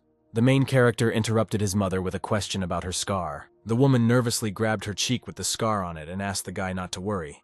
But she got it when she was separating customers in the restaurant where she works. Unable to bear it, the young man raised his voice and became indignant about why his mother worked in such a place. He asked her not to go where she could get hurt like that. His behavior greatly shocked the woman. Taking her son by the hands, the mother explained to him that he would soon be entering college and that she needed to pay for his education. She cannot provide the young man with a good living, but she wants to help as much as possible. Looking into her son's eyes, the mother said that she had always been proud of him, and therefore she wanted him to be proud of her. This greatly shocked the main character, and he remembered the past. He stood in front of a pile of scattered papers while the woman screamed that he wouldn't become the greatest awakened with this mana. He should try harder. Reaching out to the young man's face, the woman said that he should be a source of pride. He must become a hero. His mother's excited cries pulled the boy out of his memories. The young man finally decided to tell her everything. The main character was sitting at the table opposite his mother, holding a cup of tea in his hands. The young man said that he is respected in society and can earn money like them, so the guy plans to work as an awakened person rather than go to college. The main character apologized to his mother for hiding it and not telling her earlier. With a slight smile on her face, she asked the guy if he really wanted this. Not because of money and respect, but based on his own desire. The image of everything that would happen very soon came back to mind, and the young man, without hesitation, firmly and clearly answered that he wanted it very much. Exhaling, Mom replied that everything was fine. The main character was amazed by his mother's calm reaction, and the fact that she was not angry. The young man told his mother that he thought she would scold him because he had been hiding it from her for over a year. Besides, this job is dangerous. The guy thought she would worry. The woman was worried, but realizing that her son had been hiding this for a whole year, she would not be able to convince him by simply shouting. She doesn't want to change his life much. The woman just wants the guy to make decisions himself and be happy. Finally, the mother asked the young man to talk about everything that was bothering him. The main character promised that he would tell everything and thanked his mother. Reaching for his phone, Soo-hyun said that he had already managed to earn a little and thought that it would be enough for the woman to quit her job. Taking the guy's phone in her hands, the mother couldn't believe her eyes. Having shouted the amount of money the guy had earned throughout the entire house, the woman began to glow with happiness. She couldn't believe that they had managed to get rich in such a short time. The annoyed young man told his mother that he thought she was worried about him, to which he received the answer that the woman, of course, was worried about him. But who doesn't love money? Throwing the phone into the guy's hands, the mother ran to cook dinner. The main character had long dreamed of this. There had never been such a warming atmosphere before. There were times when he wanted to give up everything and live such a quiet and peaceful life. But he is not the real Kim Soo-hyun, who should live here. This warmth should go to him, and not to the main character. But the young man doesn't really care about this. He was given a second chance to protect this world. The main character hopes that when the real Kim Soo-hyun returns to this body, that he will continue to protect everyone, and will not lose such a loving mother. The young man promised that he would make a hero out of him. Entering his room, the young man again plunged into thought. He must become stronger. Opening his bag, he decided to climb the tower again. Having taken out a broken sword from there, he does not need this junk received from the authorities, but a legal weapon. In the forge, a man was hammering out a blade for a future sword, after which he lowered it into the water to relieve the tension. The blacksmith's name was Kim Dae-ho, a healthy, muscular, gray-haired man. Suddenly, the blacksmiths knocked on the door. The man decided to ignore the visitor, but the man behind the door was persistent. The enraged blacksmith opened the doors, wanting to see who was bothering him. In front of him stood an inconspicuous guy, a head shorter than him, and in comparison to him, quite thin in build. The blacksmith asked the boy who he was. The holy sword Balmung, its name means Dragon Slayer, and was borrowed from the Oni, the sword used by Siegfried. This sword was also used by the main character when he was called Kim Seong-in. This is the greatest sword, created from countless rare minerals and the efforts of the awakened, and it was created by that same blacksmith Kim Dae-ho. There was bad weather outside. Dark gray clouds were gathering. It was raining heavily. Song-in opened the doors to the forge holding a broken sword in his hands. Dae-ho, who was sitting next to the fire, turned his head and greeted the guest. The young man asked what was going on with the item he had asked for. The blacksmith placed a sword in front of the boy. He had never created such great masterpieces before. Song-in bowed his head and said that he couldn't accept this. He explained to the blacksmith that he knew what he had gone through to create it, how long it had taken him to collect the materials for it. Song-in was shaking with anger that he never paid Dae-ho for his work. What right does he have to take a sword made from such valuable materials? Calmly, sometimes even affectionately, the blacksmith noted that Song-in was nicknamed a hero. Rumors began to reach even him, although he rarely leaves the forge. So great were his achievements. However, it seemed to him that the more famous Song-in became, the more exhausted he looked. Dae-ho was irritated by such injustice. All over the world, people expect a lot from him, but do nothing in return. Nevertheless, he must live up to their expectations, even if it is difficult. The blacksmith said that the young man was the only one capable of this, which is why he also treated himself unfairly so that everything would be fair. Dae-ho flashed a smile at the young man and added that people who expect something free from Song-in can also do something free in return. And besides, he is the only one who can create a good weapon for the guy. Kim Dae-ho was a master craftsman and the savior of Song-in, as well as one of those he failed to protect. A lot of time has passed, but this time the main character will definitely protect Dae-ho. The young man introduced himself to the blacksmith. Dae-ho said that he had never heard such a name. Asked the guy if he was some kind of big shot and how he found him in the first place. The protagonist said that he heard that he makes weapons for the awakened. The blacksmith was outraged by this statement. In a loud bass voice, Dae-ho said that he was not making any weapons and slammed the door in the guy's face. The young man was glad that the blacksmith had not changed one bit. The main character said that he had the necessary materials to create weapons. After thinking, the blacksmith opened the door, saying that he should just look at them. The young man handed Dae-ho the stones wrapped in a white scarf. The blacksmith couldn't believe his eyes. The boy held high-level ethereal stones in his hand. This stone is one of the rewards Soo-hang received after killing the Lich. Previously, it was thought that it was almost impossible to obtain this item. It was only after the Gwangju dungeon was broken that the world learned that ethereal stones of your level could be obtained as a reward. There are endless uses for ethereal stones, though their greatest value is seen in the creation of weapons. Holding the stones in his hands, the blacksmith asked the boy where he got them from, to which the boy asked if it was really that important. Dae-ho, clutching the stones in his hand, replied that it didn't matter. The blacksmith asked what the young man wanted to make from the stones. The main character said that he needed a sword. Having invited the guy inside, the man said that he was wrong about him. The guy knows his business. Dae-ho said that he didn't need the money. The young man had already brought the best material, and after lighting a cigarette, the man offered to read the contract. But Soo-hyun sharply pulled him back, saying that he didn't need the contract. The blacksmith turned to the guy in bewilderment, holding a cigarette in his hands. Shaking the stones, the man doubted that the young man understood the value of this material. The protagonist said that he understood their value and trusted the blacksmith. He also added that he knows how much the blacksmith is attracted to the process of creating a sword using this stone. Dae-ho's shock turned into a shrill laugh. He noted that the young man was very interesting and he liked it. Having said that he would accept his order and make the greatest sword, the blacksmith pulled the protagonist's hand according to the materials. Having thanked him, the main character extended his hand in response. After shaking hands with Soo-hyun, he said that he relied on the blacksmith. Dae-ho warned that it would take time to make the sword, and if the weapon was needed right now, he allowed me to take any of the presented ones. Coming out of the forge with a sword, the protagonist, although he assumed that it would take a lot of time, 10 months was much more than he expected. Despite this, the weapon that the young man took was quite good, and Mr. Dako could not have it any other way. Now all he had to do was move forward. Entering the abyss before the young man, the gates to the next floor appeared again. In front of them sat an old beggar. Having paid, the main character went to clear the 11th floor. His rating is growing at an incredible rate. The main character quickly reached the 14th floor and got rid of the monsters that looked like minotaurs. 16th floor, the young man freed him from the monsters. After 6 months, we moved to the hospital. In one of the wards sits Lee Juho with a broken arm. Baron grumbles nearby. She warned him that he shouldn't overexert himself. But now the treatment will take 6 months. The man said that he didn't think it would be so difficult. The girl noted that it was reckless to do this, to challenge the tower by raising the difficulty level to the 5th. Now Juho limited himself to cuts. But what will he do when something more serious happens? Exhaling, the man said that he couldn't give up because of the difficulty. Juho would never be able to catch up with the main character if he felt sorry for himself. Suddenly the phone rang, lying on the nightstand next to Lee's bed. Juho picked up the phone, not yet knowing who was calling him. The man was very surprised when he saw Soo-hyun's number. After greeting each other, the main character asked Lee for one favor. The young man asked Juho for 3 things. The first was to find a good apartment near Seoul. After he gave the store to his mother, the guy needed a good place to move. Second, learn about the Scavenger Guild. They might have heard about the Gwangju dungeon. Kim Yun may have been the lowest in the guild, but people there may wonder why she died without completing the mission. The young man is afraid that it will be difficult to track them down. But Juho promised to try not to get caught.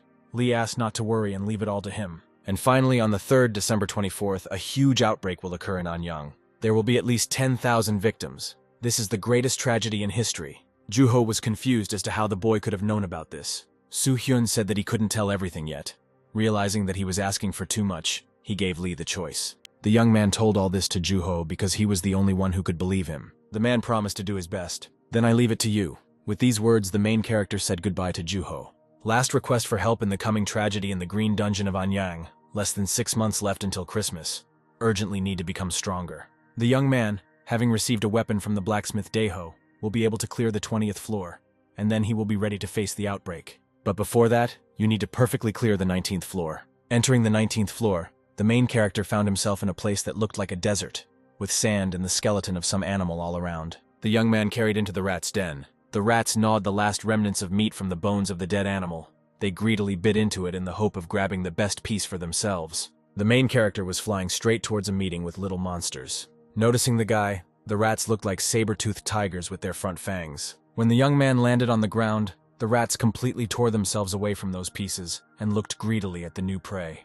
The main character prepared for the attack. The rats rushed into battle with their entire numerous army. The young man cut the small monsters in half with precise and quick blows. One rat did manage to touch him, but this did not save it from the fate of its fellows. Luckily, only the main character's jacket was damaged. He didn't know what they were spitting, poison or acid in any case.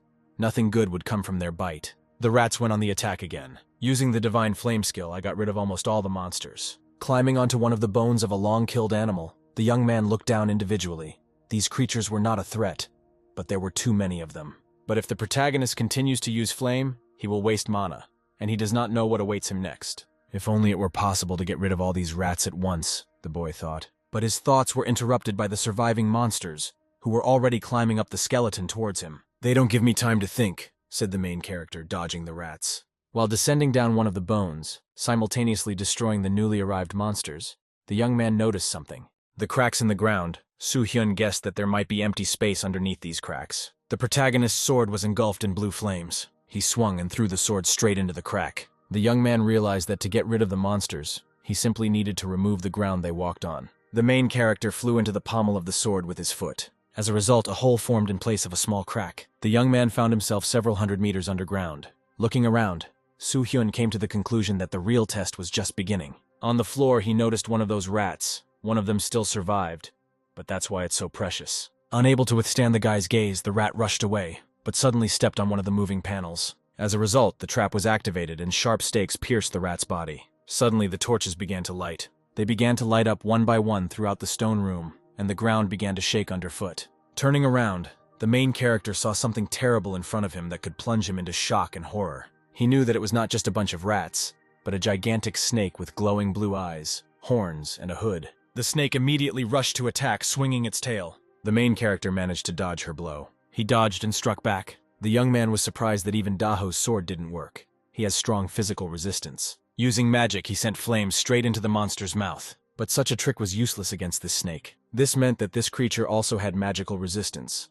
The guy came to the conclusion that the flame would not have much effect. The snake began its attack again. At the very last moment, the young man managed to dodge. But the monster did not calm down and was about to hit the main character with its tail. Soo-hyun jumped straight into the snake's mouth. He thrust his sword into the monster's mouth, preventing it from closing. The monster was much faster than the main character expected. The snake managed to get rid of the sword that was preventing it from closing its jaws. Despite the monster's enormous size, it was very agile and seemed to have no weak points at all. If this battle had happened a month ago, it would have been impossible for the protagonist to defeat such an opponent. But now he is not a problem for him.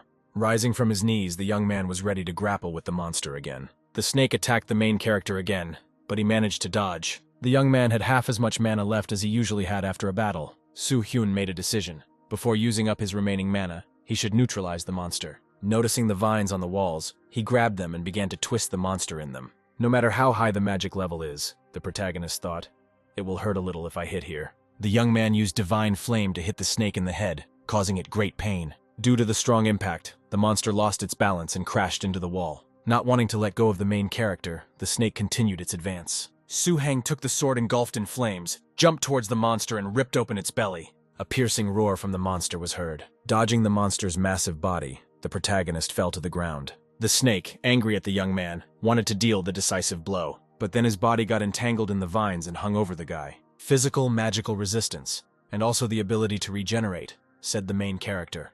This was the first monster in which he encountered all three features. The snake was not destined to overcome him, because the young man possessed more destructive power. The room was filled with blue flames. A blue bird flew through a hole in the ceiling. Divine Phoenix Flame is a type of divine flame summoning.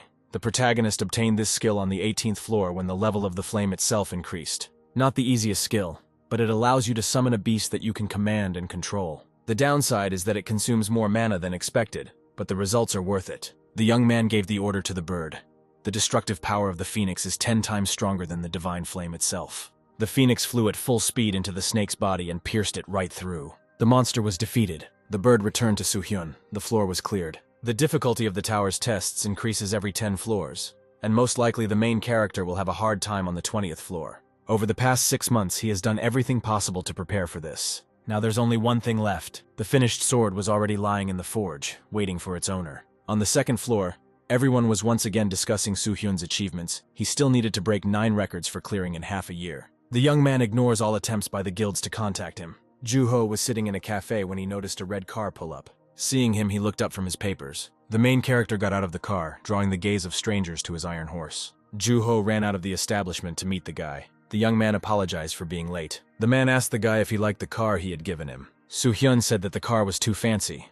Joo-ho thought that was the only car a guy should drive. The man was shocked to learn that the guy was using public transport. Joo-ho reproached the guy. He was awake a lot. There were many places to go. Besides, the car had the latest engine. The guy cut him off mid-sentence and suggested going to a cafe. Sitting down at the table, Joo-ho asked how the preparations for the 20th floor were going. The guy said that he was putting everything off because he was waiting for one thing. But fortunately, he would pick it up today. The young man thanked Joo-ho for helping his mother at the store. The man asked where the main character used to live. The guy said that he used to live in the city of Ansan, which is not far from Anyang. Joo-ho also said that he managed to arrange a meeting with the director of one of the agencies next month. They will probably be able to help. In a month, then there are 2 months left before the outbreak, which does not sound promising. The main character asked about the garbage guild. Joo-ho asked everyone, but did not receive any information about them. They hide well. He also learned that the mortality and disappearance of the awakened has increased. This is due to the increased complexity of the dungeons. However, he managed to find a couple of cases where awakened people died right in the middle of the street. After the investigation, it turned out that they had been poisoned. This information seriously scared the guy. The young man asked to find out more. After leaving the cafe, the main character headed towards his car. There are about 3 months left until the outbreak. Even though Lee Joo-ho is trying his best, it's not enough yet. The guy decided to intervene to sort things out, and so he visited Dako at the forge. The guy stood in front of the swords. Their quality amazed him. Finally, the blacksmith himself came out with a sword. He handed the young man a bundle of weapons and shared his impressions of working with such material. Dako guaranteed power to the main character. Soo-hyun unwrapped the package and took out a sword. The weapon was normal compared to Balman, but when the guy took it in his hands, he realized that it was alive. The main character took out his old sword and unsheathed it. He threw it high into the air. The boy thrust his new sword forward and cut the old one. The sharpness and durability were perfect. The weapon reacts to mana and understands what needs to be cut and what not. The young man was completely satisfied with his new sword. The blacksmith asked if the boy had come up with a name for the sword. The guy decided to name the sword Gram. Dako was confused by such a name for a weapon. Gram is an alternative name for Balmung in Northern Europe. The protagonist couldn't call him that again, but he didn't want to give up the name that meant God Killer. The young man was about to leave, but Dako offered him some tea. The guy refused, saying that he had a lot of things to do. The action moves to a fortress made of gray stones and a flat roof. There is a soldier on duty inside the building with a spear in his hand. Suddenly, someone grabbed him by the shoulder. The guard assumed a fighting stance and was ready to attack, but he saw his commander Maxman in front of him. The commander asked how the service was going, if anything had happened. Having received the answer that nothing had happened, Maxman asked the guard to hold out a little longer, because the kingdom of Odrum could invade at any moment. Having promised that he would do everything possible, the guard left. Half a month has already passed. Things inside and outside the castle are changing. If this continues, only the people will suffer. With his head down, the commander tried to figure out what to do. A voice from behind the man called out to him, alarming him. The commander greeted the man standing behind him. There stood a man in a white mask with a black four-pointed star painted on it, in a purple robe and a cap of the same color. Maxman asked the teacher what he was doing here, since he was supposed to be helping the king. The masked man said he came here to see how well they guarded this place. The commander reported that they had concentrated all the troops guarding the fortress, but nevertheless the situation was not pleasant. The Odrum army was much stronger than them, so in case of an emergency, they would have to leave this fortress. The masked man cut Maxman off mid-sentence, unhappy that they would have to leave the fortress. The commander explained in a defensive tone that this would only happen in an emergency. The masked man said that it was better to die here than to abandon the fortress. Maxman was unhappy with this arrangement. This man doesn't even participate in the battle, and for what the soldiers will give their lives. After the declaration of war, this man who is a follower of the king became the commander-in-chief. Complete obedience to orders is the duty of a soldier. But this man thinks that the life of a soldier is equivalent to the life of an ant. How could the king appoint such a man as the leader? The masked man patted the commander on the shoulder and said that there was no point in this talk, he just had to endure it for a month. The commander's hand involuntarily clenched into a fist and began to shake from the tension. Maxman began to shout after the man in the mask that nothing would change even if they held out. Suddenly, the walls and floor began to shake. One of the soldiers ran towards the commander. He reported that there had recently been a sudden external attack and the fortress gates had been destroyed. The main character stood on the ruins of the gate. A few hours ago, the young man entered the tower again, intending to clear the 20th level. In front of the gates, the gatekeeper lay on his side. Noticing the main character, the man stood up. It's a rare sight to meet such a rich man here. The young man asked if he could get some advice. The man began to be sarcastic, inflating his own value. The higher the floor, the more complex the gatekeepers. The main character named the price as 10,000 points, which shocked the man. The gatekeeper was amazed by such a sum. The man's stupor gave way to shrill laughter. As he stood up, he told the protagonist that ordinary people would have to save up that many points for 10 years. Taking the glasses, the gatekeeper asked where he was going to go. Hearing that the guy was going to try the 10th level, the man grinned and said that he shouldn't be afraid of his death. He would kill anyone he wanted. He also asked not to kill anyone if possible. And the most important thing is to be confident in your actions under any circumstances. While the main character was indignant that he had given so many points and received this, the gatekeeper pushed him through the gate to the 20th floor. The young man walked through the perfectly white room, no walls, no windows, and thought about why all the doormen were saying something vague. He was torn from his thoughts by a hole that appeared out of nowhere. The main character was flying down somewhere. Grabbing a branch and pushing off from the ledges on the rocks, the guy descended. In front of him was a luxurious fortress with armed soldiers. The fortress of the Kingdom of Grandalum is a fortress with iron walls, guarded by thousands of soldiers. The deadline for completing the task is 1 month, but it is worth remembering that you are not their enemy. The main character was surprised by such a long explanation. The guy thought that the longer it was, the more conclusions could be drawn. The system ordered to capture the fortress and reveal its secrets, which means that the goal of the test is not just to win the siege. The main character wondered how to capture a fortress if it was necessary to avoid battles as much as possible. As it got dark, the young man made a fire and began to look at the cards. The walls are so strong that they can be called iron without exaggeration. The level of soldiers and mercenaries is appropriate, and there are many who use magic. The main character fell to the ground thinking that this was the situation where he was weaker in both numbers and position, and needed to capture the fortress without killing anyone. Although there is enough time for testing, there is no freedom of action, thought Soo-hyun looking at the starry sky. Finally, he decided to launch an offensive. As they approached the gate, the soldiers noticed him and pointed their spears at him. Without thinking twice, The main character said hello and asked if he could stay in the fortress for a while. The soldiers were amazed by the wanderer's impudence and stupidity. There are 2 months left before the outbreak. Soo-hyun must overcome the test as soon as possible and return. Reaching for his sword, the protagonist apologized to the soldiers with a hint of condescension and mockery for the fact that he would have to enter by force. The young man jumped over the armed men. He swung his sword and broke the gate. The soldiers guarding the fortress above were not prepared for this. The more the young man used it, the more he realized that it was truly a renowned sword. Through it, he can easily adjust the sharpness of the blade. The soldiers rushed to attack the guy. The main character walked past the soldiers without any difficulty. There is nothing that this sword cannot cut, but now the guy won't cut anything. The soldiers were amazed that with such a blow, the sword did not leave a single scratch on their bodies. The archers began to shoot arrows at the young man. Soo-hyun managed to block every arrow that flew at him without any problems. The main character jumped to the top of the fortress to the archers. He knocked down the man who gave the order to shoot at him. Remembering that he wasn't allowed to kill anyone, he asked the man if he was okay. In the distance, the young man noticed soldiers carefully holding back the commander. Commander Maxman wanted to fight the guy himself. So it's the commander, the protagonist thought. The soldiers are focusing on protecting the commander rather than defeating me. The soldiers wanted to take the commander to a safe place. Despite Maxman's orders, they prioritize his protection. The young man thought to make some noise to understand the situation, but he realized that the commander's attack would speed up the events. The main character was going to fly over the soldiers straight to the commander, but he was stopped by one of the archers who fired an arrow at him with a rope on the end, which got wrapped around the guy's leg. Soo-hyun proved to be stronger than the archer holding the rope. Having grabbed him, the guy continued on his way to the commander, and the soldiers stopped shooting. Having released one of the soldiers, the young man cut the rope. Having encountered the commander, the protagonist realized that he was strong enough. One of the soldiers asked the commander how he was feeling.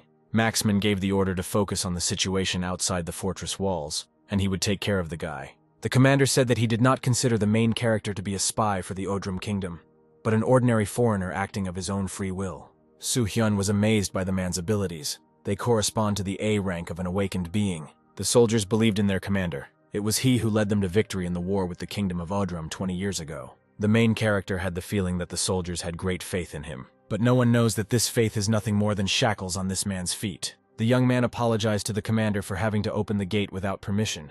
He said that he had very urgent business. Maxman was outraged by such insolence. He said that there was no place in the fortress for someone who, during martial law, destroyed the gates and threatened the lives of soldiers. In this case, the main character will have to commit another crime. The young man rushed into the attack, a way to capture the fortress without shedding blood, to convince the person who had the most trust in the fortress. Soo-hyun and Maxman clashed with swords. Resisting the attack, the commander asked the boy who he was. The young man wrapped the man's hand with the rope with which he had been tied earlier. The protagonist used the transformation skill. The ability of the Gigantomachia hand is slow, but has enormous destructive power. The young man thinks that through the commander he will learn the secrets of this place, and will pass the test perfectly, and, if possible, will break the shackles from him. With these thoughts, Soo-hyun struck. When the smoke cleared, the soldiers did not find their commander in place. One of the soldiers gave the order to find the commander and defend the fortress. Maxman and the guy were just here. Where could they have disappeared to? Inside one of the fortress's rooms, a black spot appeared on the wall, from which the commander's hand appeared. The main character followed him out. The young man thought that spending points on the 15th floor was not in vain after all. The Shadow Tail skill allows one to move from one shadow to another. It is mainly a dark attribute skill used by awakened assassins. It takes a long time to cast and uses a lot of mana. It is a complex skill with a limited number of uses per day, and a limited range. The main character prepared it just in case he needed to hide or sneak somewhere. In this case, it was the right choice, and he was finally able to enter the fortress. The main character looked around and felt a foul odor. Now all he had to do was extract the secret of this place from the commander. The young man apologized to Maxman for this situation, because it was the only way to talk in private. Watching the boy untie the rope on his hand, the commander did not believe that he did not want to take over their kingdom. Hearing that the young man had no such intentions, the man became furious, which then meant breaking down the gates and attacking the soldiers. Soo-hyun said that he had no choice. The soldiers wouldn't let him in, and he was running out of time and couldn't waste it. The commander asked the boy why he was in a hurry, to which he received the answer that problems would soon begin in this fortress. The young man's answer shocked Maxman, and a grimace of fear and horror appeared on his face, mixed with laughter and anger. The commander asked the boy about the Odrum Kingdom, whether it would invade soon. The main character said that he himself does not know for sure, but it will be much more terrible than a simple war between kingdoms. Soo-hyun asked the commander if anything strange had happened recently. A conversation with the man in the mask came back to Maxman's mind. Standing up, the commander asked the guy why on earth he should believe him. What if he was just a spy from another kingdom? Exhaling, the protagonist said that Maxman was right in thinking that if he were a spy, he would not have used such a complicated method. It would be easy for a young man to destroy the fortress on his own. The commander noticed this during the strike. There is no one in this kingdom who can stand up to Soo-hyun. Maxman had no other choice. He would not be able to break the main character just because he did not believe him. The young man asked if the commander would tell him everything. Raising his sword, the man said that he would tell, but in exchange he would go with the guy. The path was not short. The commander walked ahead with a burning torch. Soo-hyun was behind. Finally, they came to the right place. There was a long staircase in front of them. About 100 years ago, it was a prison, and due to the powerful spiritual force, many prisoners died. As we walked down the stairs, the commander said that the prison had been moved to another location, and that many people didn't know about this place. But he still didn't understand what this had to do with the problem they were talking about. "You'll find out soon." Soo-hyun came down and walked forward. After a pause, he said that the fortress stinks, the never-fading smell of the dead. The stranger's voice frightened the commander and the guy. The same man in the mask stood in front of them. Walking towards the man in the mask rudely asked the commander what he was doing there. The man reproached Maxman for leaving his post in such a situation, and even escorting the intruder into the fortress. The protagonist blocked the path of the king's follower by standing in front of the commander. The young man said that the place was closed until the commander opened the door. So how did the masked man know about it? The follower said that he felt the presence of someone. In such a situation, he should monitor what is happening in the fortress. Soo-hyun noticed that this was too perfect a moment. This man did not follow them by chance. The king's follower screamed at the commander. He dared to bring the offender here. Doesn't he understand that he is simply being manipulated? The main character took out his sword and scabbard. With a quick and precise movement, he slit the masked man's throat. The man's body fell to the floor. The commander didn't even have time to react. Everything happened so quickly. Maxman was angry. The boy killed the king's follower and commander-in-chief on the battlefield. Drawing his sword, the commander shouted that the young man was, after all, an enemy spy. Turning his head towards the commander, the main character grinned from the mask that was put on the man. Suddenly, the body that had just been lying down stood up. Seeing the face of Maxman's follower, he was horrified. Instead of a living person, a lich was hiding under the mask. The commander was dumbfounded. In front of him stood a skeleton, a monster instead of a man. Maxman was not satisfied with what the hell was going on in this kingdom. The smell of death and darkness filled the castle, where there had been no war yet. The smell was enough proof that a lich was behind everything. The main character already had experience confronting the skeleton.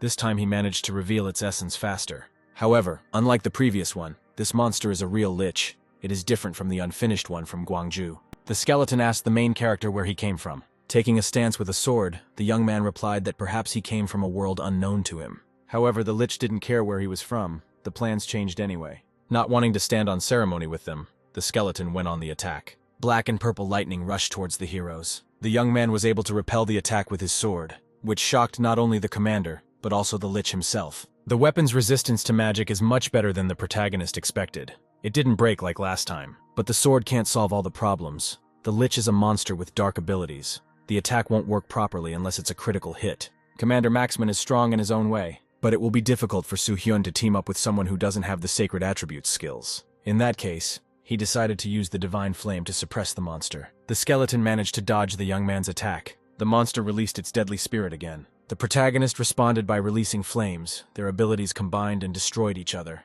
The young man didn't expect this. His flame couldn't overcome the deadly spirit of the lich. The skeleton's power cannot be compared to other liches. It surpasses them by more than half. If the protagonist continues to use flames, he can hold out. But he doesn't want to waste mana. He had no choice but to aim his sword at the life stone. Without hesitation, the young man went after the monster. The lich turned out to be much faster than the guy. Landing on the ledge above the gate, the protagonist directed the flame at the skeleton. The skeleton once again directed its deadly spirit at the young man. This time Soo-hyun was faster. He dodged the attack and moved behind the lich's back. The main character struck from behind, and the skeleton was unable to escape. The lich was flying down and was already ready to run into the young man's sword. The main character was sure that everything would be decided now. But then the monster released a deadly spirit from his back, thereby preventing the fall. The lich released one deadly spirit after another into the young man. The main character managed to repel the monster's attacks. Soo-hyun was surprised by the fact that, despite having such a large amount of death spirit, lich didn't seem to be fighting seriously. The main character had a feeling that he was not showing all his strength. What if the monster had completely different intentions? Suddenly, thick black smoke began to ooze out of the gate. The lich gloated and said that the games were over. Smoke thickened and poured out of the barred doors. The deadly spirit burst out from there and headed towards the commander. The main character managed to save Maxman. Looking at the broken bars of the door, the young man finally understood everything. The commander asked if the leashes were capable of controlling darkness even over long distances. The protagonist replied that this place was a monster's nest. He needed a dark, gloomy place where human grievances and hatred were entangled. Lich confirmed the guy's words about the shelter. Coming closer to the heroes, the skeleton sarcastically said that the cries of the dead still echoed sweetly. Voices were heard behind the heroes. Turning towards the source of the sound, Maxman was stunned by what he saw. The main character tried not to show his emotions. Two more monsters emerged from the darkness, one in a red robe and with two horns slightly lowered down. The second in a blue robe and with a horn on his forehead was shorter than all. It was something incredible, several leashes. Now the young man was finally convinced. Although the fortress is large, 1,000 soldiers are concentrated in a limited area. The leeches burst in here under the pretext of being the king's followers. 3 monsters here mean only one thing.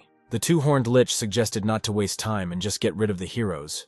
But the one-horned one muttered that they had to be killed while they were going down the stairs. The commander was still perplexed about what kind of plan these monsters had in mind. The protagonist asked if he knew about the existence of the Lich King. The Lich King is the king of the world of the dead. There are many ways to summon him, one of which is human sacrifice. Here the commander understood why the monster, pretending to be a follower, did not want to leave the walls of the fortress under any circumstances. These creatures are going to sacrifice the kingdom's soldiers, thus summoning the King Lich. The 2 monsters that arrived were amazed at the intelligence of such a lowly creature. The main Lich from the Torii told the guy that his words were true. While searching for a suitable victim to resurrect the king, the monsters came across this kingdom. After the invasion, they killed the king. The monsters manipulated his corpse and appointed one of them as their follower. Hearing these words, Commander Maxman became incredibly furious. With a quick movement, he took out his sword and was ready to tear these creatures apart. Lich said the ceremony was supposed to take place in a month, but the altar was ready earlier. The main character stood in front of the commander, not allowing him to do anything stupid. The leader of the Trinity was going to destroy the heroes in order to perform the ritual. The young man understood that these were difficult opponents, but not so much that you can't cope with them alone. The Lich immediately went on the attack. A barrier began to form around the heroes. This is a top-level Lich skill that compresses all darkened space. The main character did not understand what was happening. Such a skill is not available to an ordinary Lich. This is only possible if he is an apostle of the King Lich. The skeleton said goodbye to the people. Su Heng's flames couldn't break through this barrier, but then the hero's shackles shattered into tiny pieces. Commander Maxman managed to destroy it. The main Lich was struck. This skill is not affected by any physical or magical attack. The other 2 monsters assumed that the man was holding a holy sword. Maxman held the simplest sword in his hands. He was an ordinary paladin. Skeletons killed his king and tried to sacrifice soldiers. He won't let it go.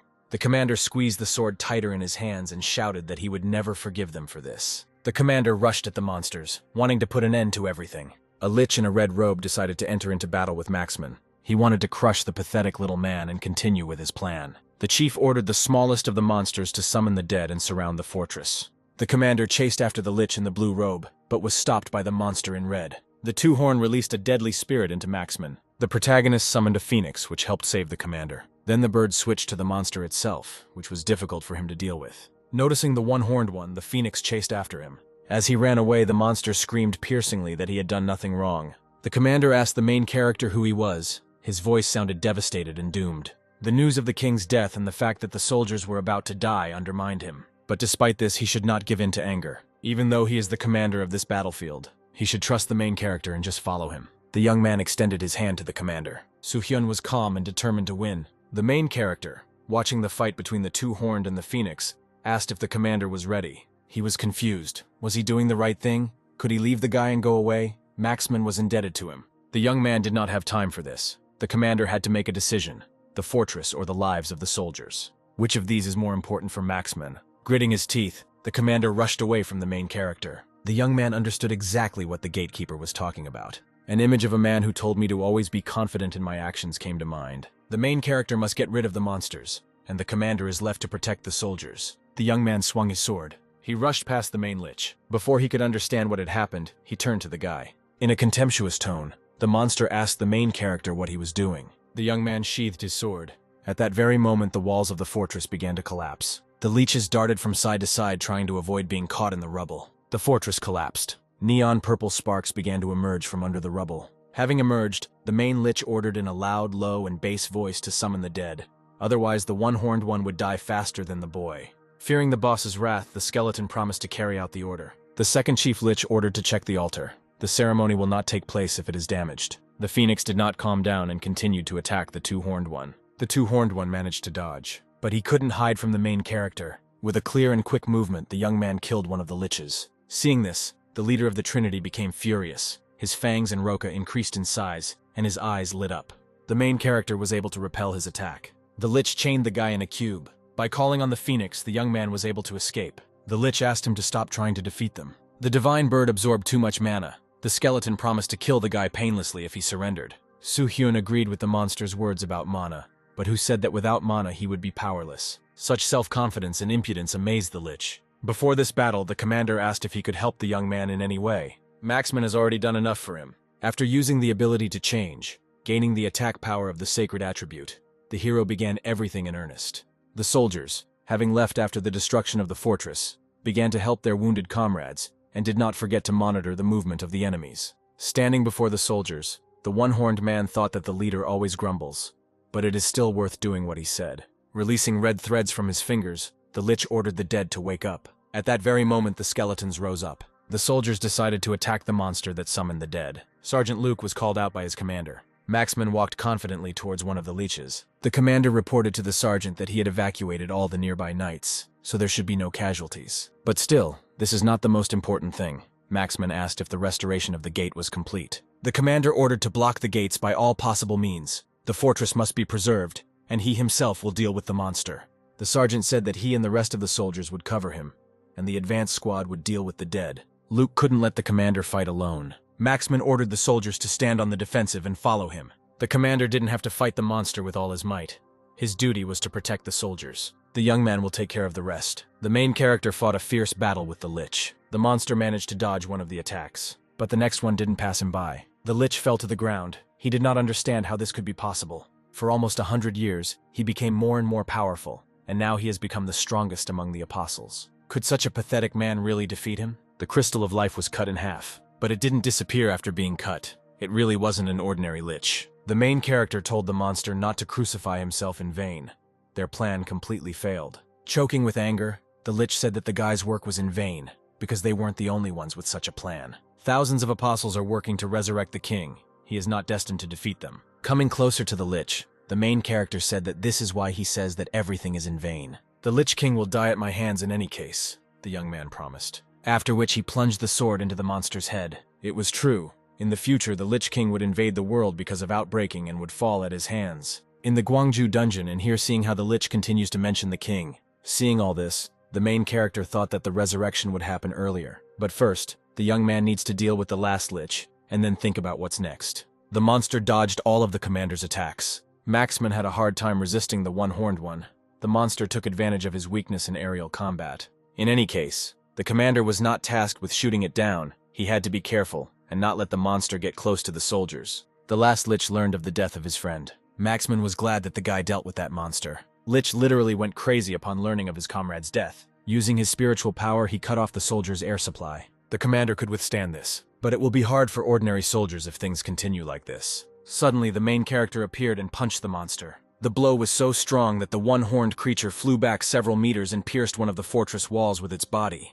If he had arrived a little later, the soldiers could not have been saved. The ability to absorb the dead absorbs the energy of the dead and the living within reach, making the dead stronger. That's why the gatekeeper said not to kill anyone. If the death toll increased, the magic would be stronger. Even though he is the Lich King's apostle, he shouldn't be able to do this on his own. The last Lich kept repeating that he would never forgive this. With the intention of killing, stabbing, and disemboweling the protagonist, the skeleton took out a staff. A large circle resembling a pentagram appeared above the fortress. The monster drove a wedge to protect the magic circle. In this case, the ability to absorb the deceased will be used again. The young man needs to quickly get to the Stone of Life. The protagonist's sword was unable to break the ball that acted as a barrier. To unleash the spell, the young man will need to kill the Lich, since his life serves as collateral. The main character can of course capture this monster, but if he delays a little, many soldiers will die. The commander asked the guy not to worry. He had to destroy the skeleton, and Maxman's task was to protect the others. With these words, the man thrust his sword into the roof of the fortress. The building was covered by a blue dome. The energy that was pressing on the soldiers' bodies disappeared. Sacred Place Shield is the best and final skill of the paladin Maxman.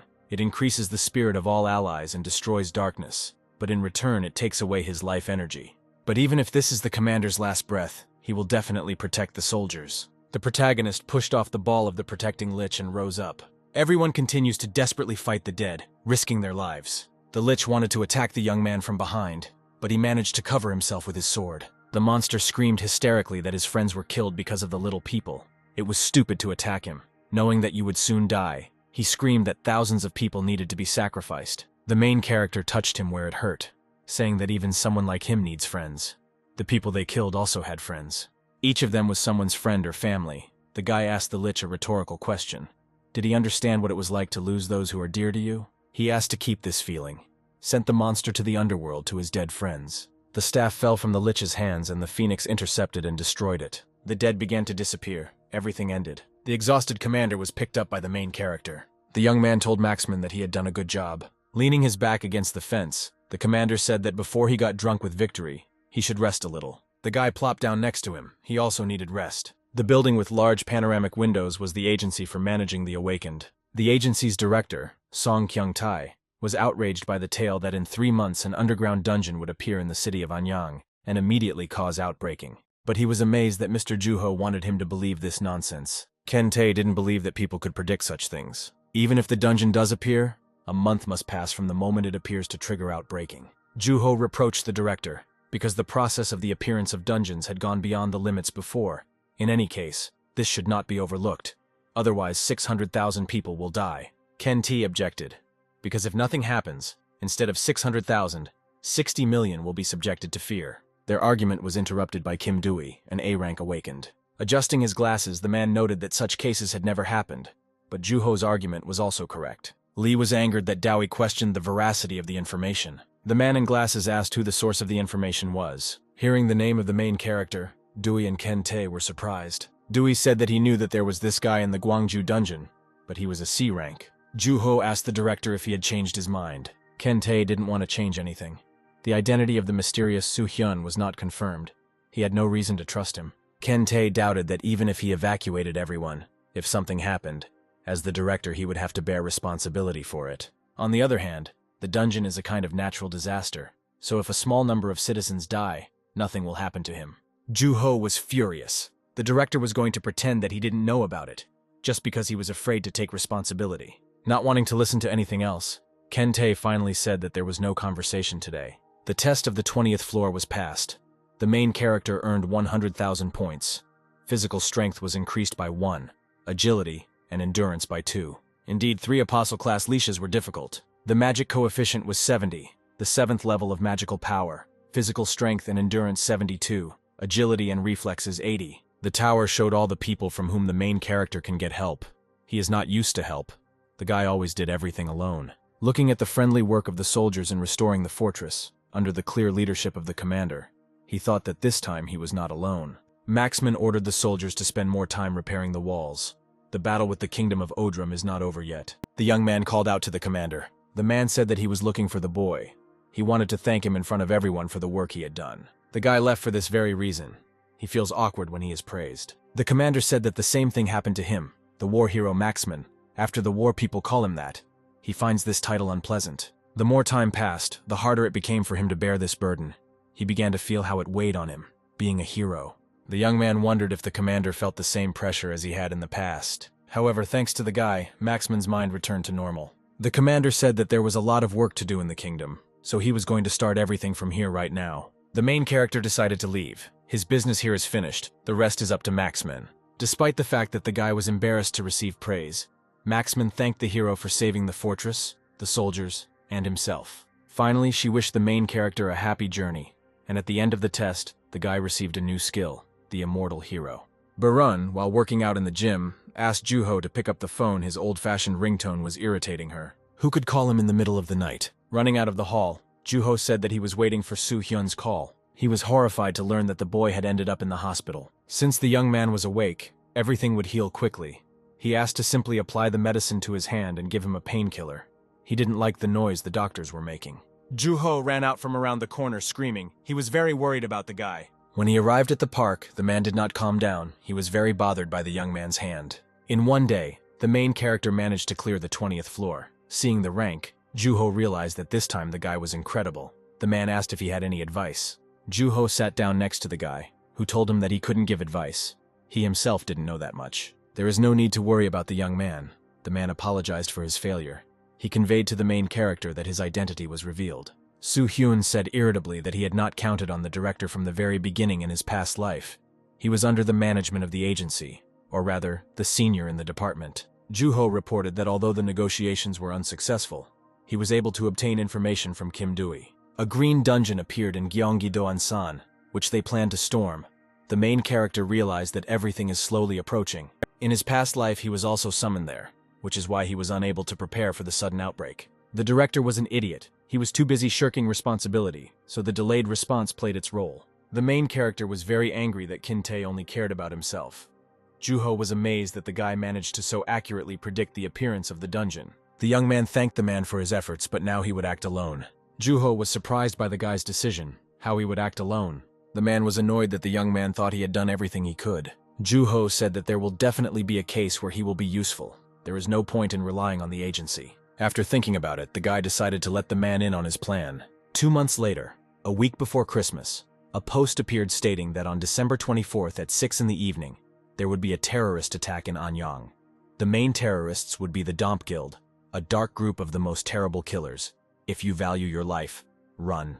The correspondent reported on this article, which has recently been heating up various social networks. Is it true that we have an awakened one who actually saw the Domp Guild? The correspondent reported. Holding out the microphone, he asked Joo-ho about the reality of the existence of this organization. He said that he saw them with his own eyes. Soo-hyun entrusted him with the most difficult task. Baron, sitting at home, wondered what her friend was doing now. The agency director was angry at how Joo-ho was using the media, and her head was spinning from the dungeon that appeared in Ansan. Dooy tried to reassure Kin-tae that no matter what the agency, it could not prevent the autonomous actions of every awakened one. The director assumed that this was Soo-hang's doing.